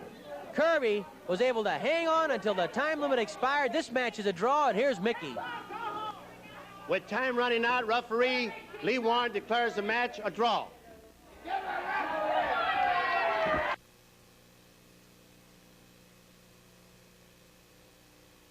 The biggest of the big clash in one of the features on the Fantastic Wrestling slate Friday, September 14th at air-conditioned Kiel Auditorium. Andre the Giant squares off with King Kong Brody. Even though Brody stands 6'6" and weighs 302 pounds, King Kong gives away 11 inches and 170 pounds to Andre. Brody, though, demanded this match and intends to flatten the Giant. Helping headline the September 14th program is a 16-man Wrestle Royal. Andre and 15 other grapplers go into the ring at once. A man is eliminated by being tossed over the top rope. The sole survivor in the ring wins. The window ticket sale begins September 7th at the Arcade Building and Kiel. The prices are $2, $3, $4, and $5. Mail orders may be sent now to the St. Louis Wrestling Club, Mezzanine 10 Arcade Building, St. Louis 63101. Friday, September 14th at Kiel Auditorium, Andre the Giant versus King Kong Brody, plus a 16-man Wrestle Royal. The first main event, a one fall with a 20-minute time limit. Introducing from Santa Fe, New Mexico, weighing 304 pounds, King Kong Brody. And from Chicago, Illinois, weighing 252 pounds, Bill Nixon. Referee Chuck Raleigh.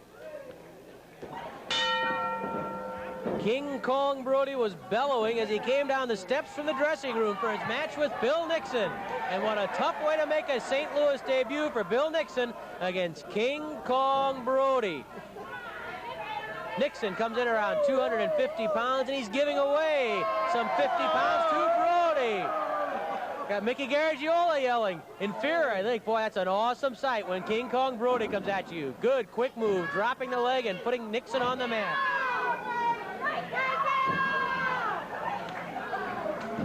Brody twisting the leg of Bill Nixon. This man is one phenomenal athlete, King Kong Brody, 6'6", about 304 pounds. Bench presses over 500 pounds, squats with 700 pounds, and yet still can do drop kicks. Actually, Brody broke cleanly. Of course, Chuck Riley, the referee, made sure he got in between Brody and Nixon. Controlling King Kong Brody is a very difficult task. Brody counters with an arm bar, and Brody trips Nixon. Don't kid yourself. He may be a little wild, even a little crazy sometimes, but Brody can wrestle. Not using muscle right there, just good wrestling, tripping down Nixon. King Kong Brody with an arm bar on Bill Nixon. I wonder if he'll be able to put Andre the Giant on the mat like that. As big as Brody is, he'll give away 11 inches, 170 pounds when he steps in the ring against Andre the Giant. But Brody demanded the match with Andre. He absolutely demanded it. I tell you, Andre the Giant better be ready when he throws that drop kick, because this guy can really throw it at you. There's a lot of weight coming at you. Brody with a flying mare. And a stomp to the head of Nixon. Another kick to the head of Bill Nixon by King Kong Brody, who then pulls and twists the head of Nixon. Brody is upset about what has been happening in St. Louis. He points out he's beaten Jack Briscoe, he's beaten Pat O'Connor, he's beaten Ox Baker, he's beaten Ted DiBiase, and still he can't seem to get another match with the world heavyweight champion Harley Race. That is why Brody demanded the showdown with Andre. He says, I will prove myself against the biggest, the strongest of them all. That's why Brody wanted, and that's why Brody has Andre the Giant. One-on-one, head-to-head. Brody puts Nixon in the corner. Chuck Riley trying to get Brody back. Brody pounds on the head of Nixon with that forearm, driving the forearm across the skull of Nixon. Brody pounding on Nixon. Brody yanks Nixon out of that corner and whips him across the ring, manhandling a 250-pounder. Brody with a forearm to the rib cage. Brody pulls Nixon's head forward into a front face lock. Is it a strangle? It's hard to tell, just to get around the big burly arms of Brody to find out if the throat is clear. Brody just turns Nixon around easily. And then Brody clubs Nixon again. What an awesome, frightening sight is King Kong Brody when he's on the rampage. Nixon is clubbed to the mat by Brody. Brody with a kick to the jaw. Another kick to the head by King Kong Brody. So far, he's running roughshod over Bill Nixon. Oh, one arm body slam by Brody. He really lifted him with just one arm and slammed Bill Nixon. Brody stalks the ring as Nixon tries to get his breath back after that body slam. Kick to the head by Brody, dishing out the punishment.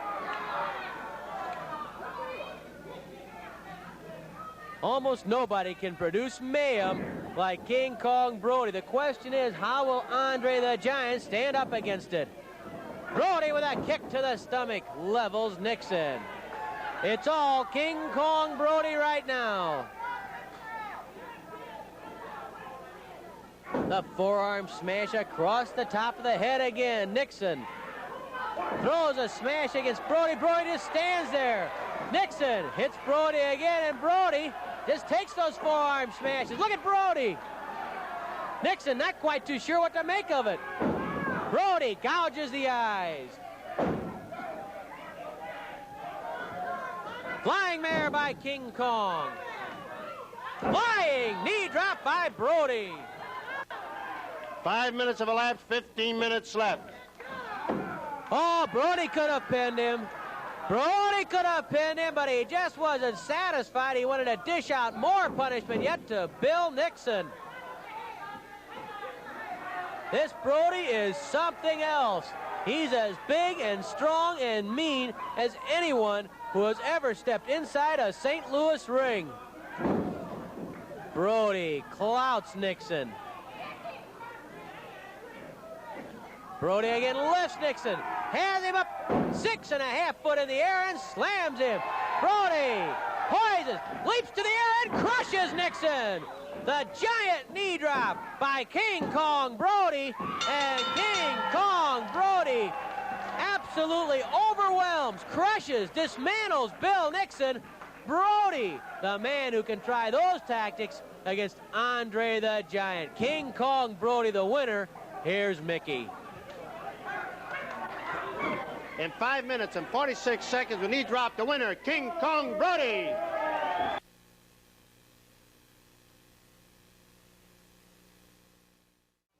The second main event, a one fall with a 15-minute time limit. Introducing from West Memphis, Arkansas, weighing 265 pounds, Larry Wright. From Edmonton, Canada, weighing 275 pounds, a former world's champion, Gene Kiniski. There we go. There were quite a number of cheers when Gene Kiniski, Big Thunder, was introduced. Kiniski bouncing off the ropes, trying to throw Wright out of synchronization, get him a little off balance. Kiniski goes behind Larry Wright, wraps up the head, ties up the arm, goes into a wrist lock. Big Thunder, Gene Kiniski, who held the World Heavyweight Championship more than 3 years. Kiniski drives a chop across the throat and chest of Larry Wright. He looks in great shape, doesn't he? Kiniski, good move there, hooking the arm. Beautifully done by Gene. 6'5", 275. A whirlwind inside the ring, a whirlwind outside the ring. Whirlwind anywhere you want to meet this guy. I thought he was coming right at me. He comes right at me, and I was going to lay one on me, and he says, "How's your rich brother?" That's Gene Kiniski, boy. Good move underneath, rolling right into a cradle, but coming up with the arm again, and an arm bar by Gene Kiniski. Look where he put the knee, right inside the chin. Puts the hand across the jaw. Look out, Larry Wright. Kiniski pounds on Wright and rakes the Buddha across the forehead and eyebrows of Larry Wright. Gene has an interesting philosophy about the rule book. He says, I don't abuse it, I use it. He knows where every loophole is. Kiniski forces Wright down to one knee with an arm bar. Talk about good big men, people like Andre the Giant and King Kong Brody. Here's another good big man, Gene Kiniski. He whips that arm down, pulling Wright down, jerking the shoulder right out of the socket if he can. Kiniski twisting the arm of Larry Wright. Double wrist lock. Wright carried over, head scissors by Kiniski. Like all the good ones, all the great ones, Kiniski can wrestle as well as get rough. Wright trying to kick his way out of the head scissors, finally manages to do so, but did you see how quick Kiniski was on his feet? By the time Wright got up, Kiniski was ready and waiting. Wright goes to hammerlock on Kiniski. Kiniski hooks the leg, nice leg drop by Gene Kiniski. Fine move by the former world champion and former Missouri state champion. When you talk about leading contenders for either honor, the world title or the Missouri title, you put Gene Kiniski right at the head of the list. Full Nelson by Larry Wright on Kiniski. Kiniski trying to muscle his way out. Look at him lift right off his feet and breaks it simply by lifting right off his feet, flexing the neck and pulling the head forward. Kiniski circled. Knee to the stomach by Big Gene and then drives the fingers into the throat of Larry Wright. Referee Lee Warren warns Kiniski about using those stiffened fingers into the windpipe. You know, we mentioned the Missouri State champion, Dick Murdoch. And on this upcoming program where Andre the Giant will square off with King Kong Brody, where there's also a 16-man Wrestle Royal, promoter Sam Muchnick would like to sign the Missouri State champion, Dick Murdoch, to defend the title against Dory Funk Jr. as you watch that fine rolling toe hold by Gene Kiniski. The problem on signing Dory Jr. against Murdoch, Dory Jr. signed, sealed, and delivered. He'll be there. But Dick Murdoch's a little bit more surly and uncooperative than usual. He's pretty uncooperative to begin with normally, but he seems to be pouting after his loss of a very tough match to the world champion Harley Race, a bloody match. Race was bleeding and in a lot of trouble. but he managed to trap Murdoch with a front-rolling cradle and thus saved the gold belt and World Heavyweight Championship. The question is Murdoch trying to avoid a match with Dory Funk Jr.? Is he just being difficult because he's upset? You never know with Murdoch. He's involved in so much controversy. He's so blustery, controversial, belligerent. At any rate, that's a story we'll have to watch in the coming week as Sam Muchnick tries to pin down Dick Murdoch to defend the Missouri State title against former world champion Dory Funk Jr. Kiniski has both arms tied behind Wright, really a type of surfboard hold. You can see how he's putting pressure into the shoulder of Larry Wright. Wright trying to get his leg on the bottom rope. It's an unusual way to apply, I guess, a surfboard hold you would call it, because that's really how the arms are. Now Gene goes behind Wright in a more conventional surfboard. Look how he lifts Wright up. Just pulling him around the ring. And then Kiniski sticks his foot in Wright's back, knocks him clear across the ring, and Wright's head hits the turnbuckle. And now Kiniski and Lee Warren are in an argument. Warren saying you gained that hold while the man was in the ropes, and that's why Lee Warren wanted it broken. Wright staggering. Arm drag by Kiniski. Then an arm stretch by Big Thunder. Really, at this point, Kiniski's just out wrestling Wright. He really hasn't had to rely on too much rough stuff. 5 minutes have elapsed, 10 minutes left. Larry Wright tries to come to his feet while trapped in the arm stretch of Big Thunder, Gene Kiniski. Maybe Wright can walk out of it. If he could bring that boot over, he might be able to kick Kiniski in the head. But Kiniski has too much balance. He throws Wright back down, and Lee Warren gets a count of 1 on the shoulders of Larry Wright. Kiniski stretching out the arm of Wright. Can't get over the fine condition that Kiniski's in. Boy, he is trim. Moving very quickly. Easy to see why he's in a main event every night throughout Canada. Pacific Northwest, Seattle, Portland. He's main event there throughout Japan. He's always in demand in Japan. If they could, those Japanese promoters would sign Kiniski for a year contract, keep him there all the time. Wright kicks his way out of the arm stretch and gets kicked in the stomach for his trouble. Kiniski is angry, and Big Thunder knocks down Wright.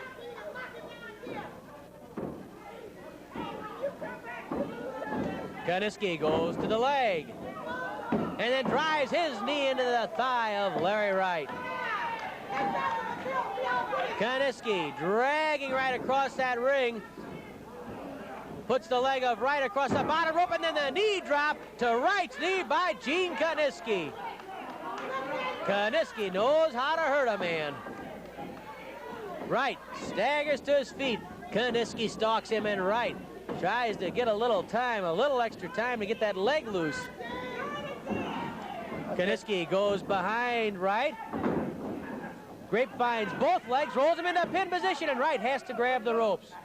I tell you, that Kiniski never sits still. You know that? He's always moving in that ring. Constantly. He sets a furious pace, and now Kiniski stomps on Larry Wright. Much like King Kong Brody, Kiniski sets the pace of a match, and with Kiniski, it's such a fast, quick-moving pace that his opponent has to be in excellent, perfect condition to stay with him. He just wears a man down. Kiniski traps the head and arm and pulls right down over his own knee. Now ties up the arm inside with that. Well, let's see, what's he have there? He has a wrist lock, really, across the head. Headlock and wrist lock combination, if you will. It's not a strangle. Windpipe's clear. But Larry Wright's going to have a lot of trouble getting out of this one. Kiniski solves a problem with a body drop across the neck. No chiropractor ever used that one. Count of 1. Wright manages to get free. Kiniski, knowing how to use his weight, bounces right off the rope. Judo chop to the throat. Right to the throat by Kiniski. Kiniski says, get up, and then he kicks Wright in the stomach. Oh, Kiniski nailed Wright. Hard slash again, and down goes Larry Wright. Wright must feel like he's on an elevator every time he gets up. Kiniski knocks him down. Look at Kiniski all over that ring. Wright spots him out of the right eye, then he looks here, he's out of the left eye. Suddenly he's nowhere. That's because Kiniski's behind him. Wright doesn't know which way to turn. Tell you, that Kiniski gets on that bicycle, and he really gets around her. Oh, he's all over the ring. Wright pounds on Kiniski's head.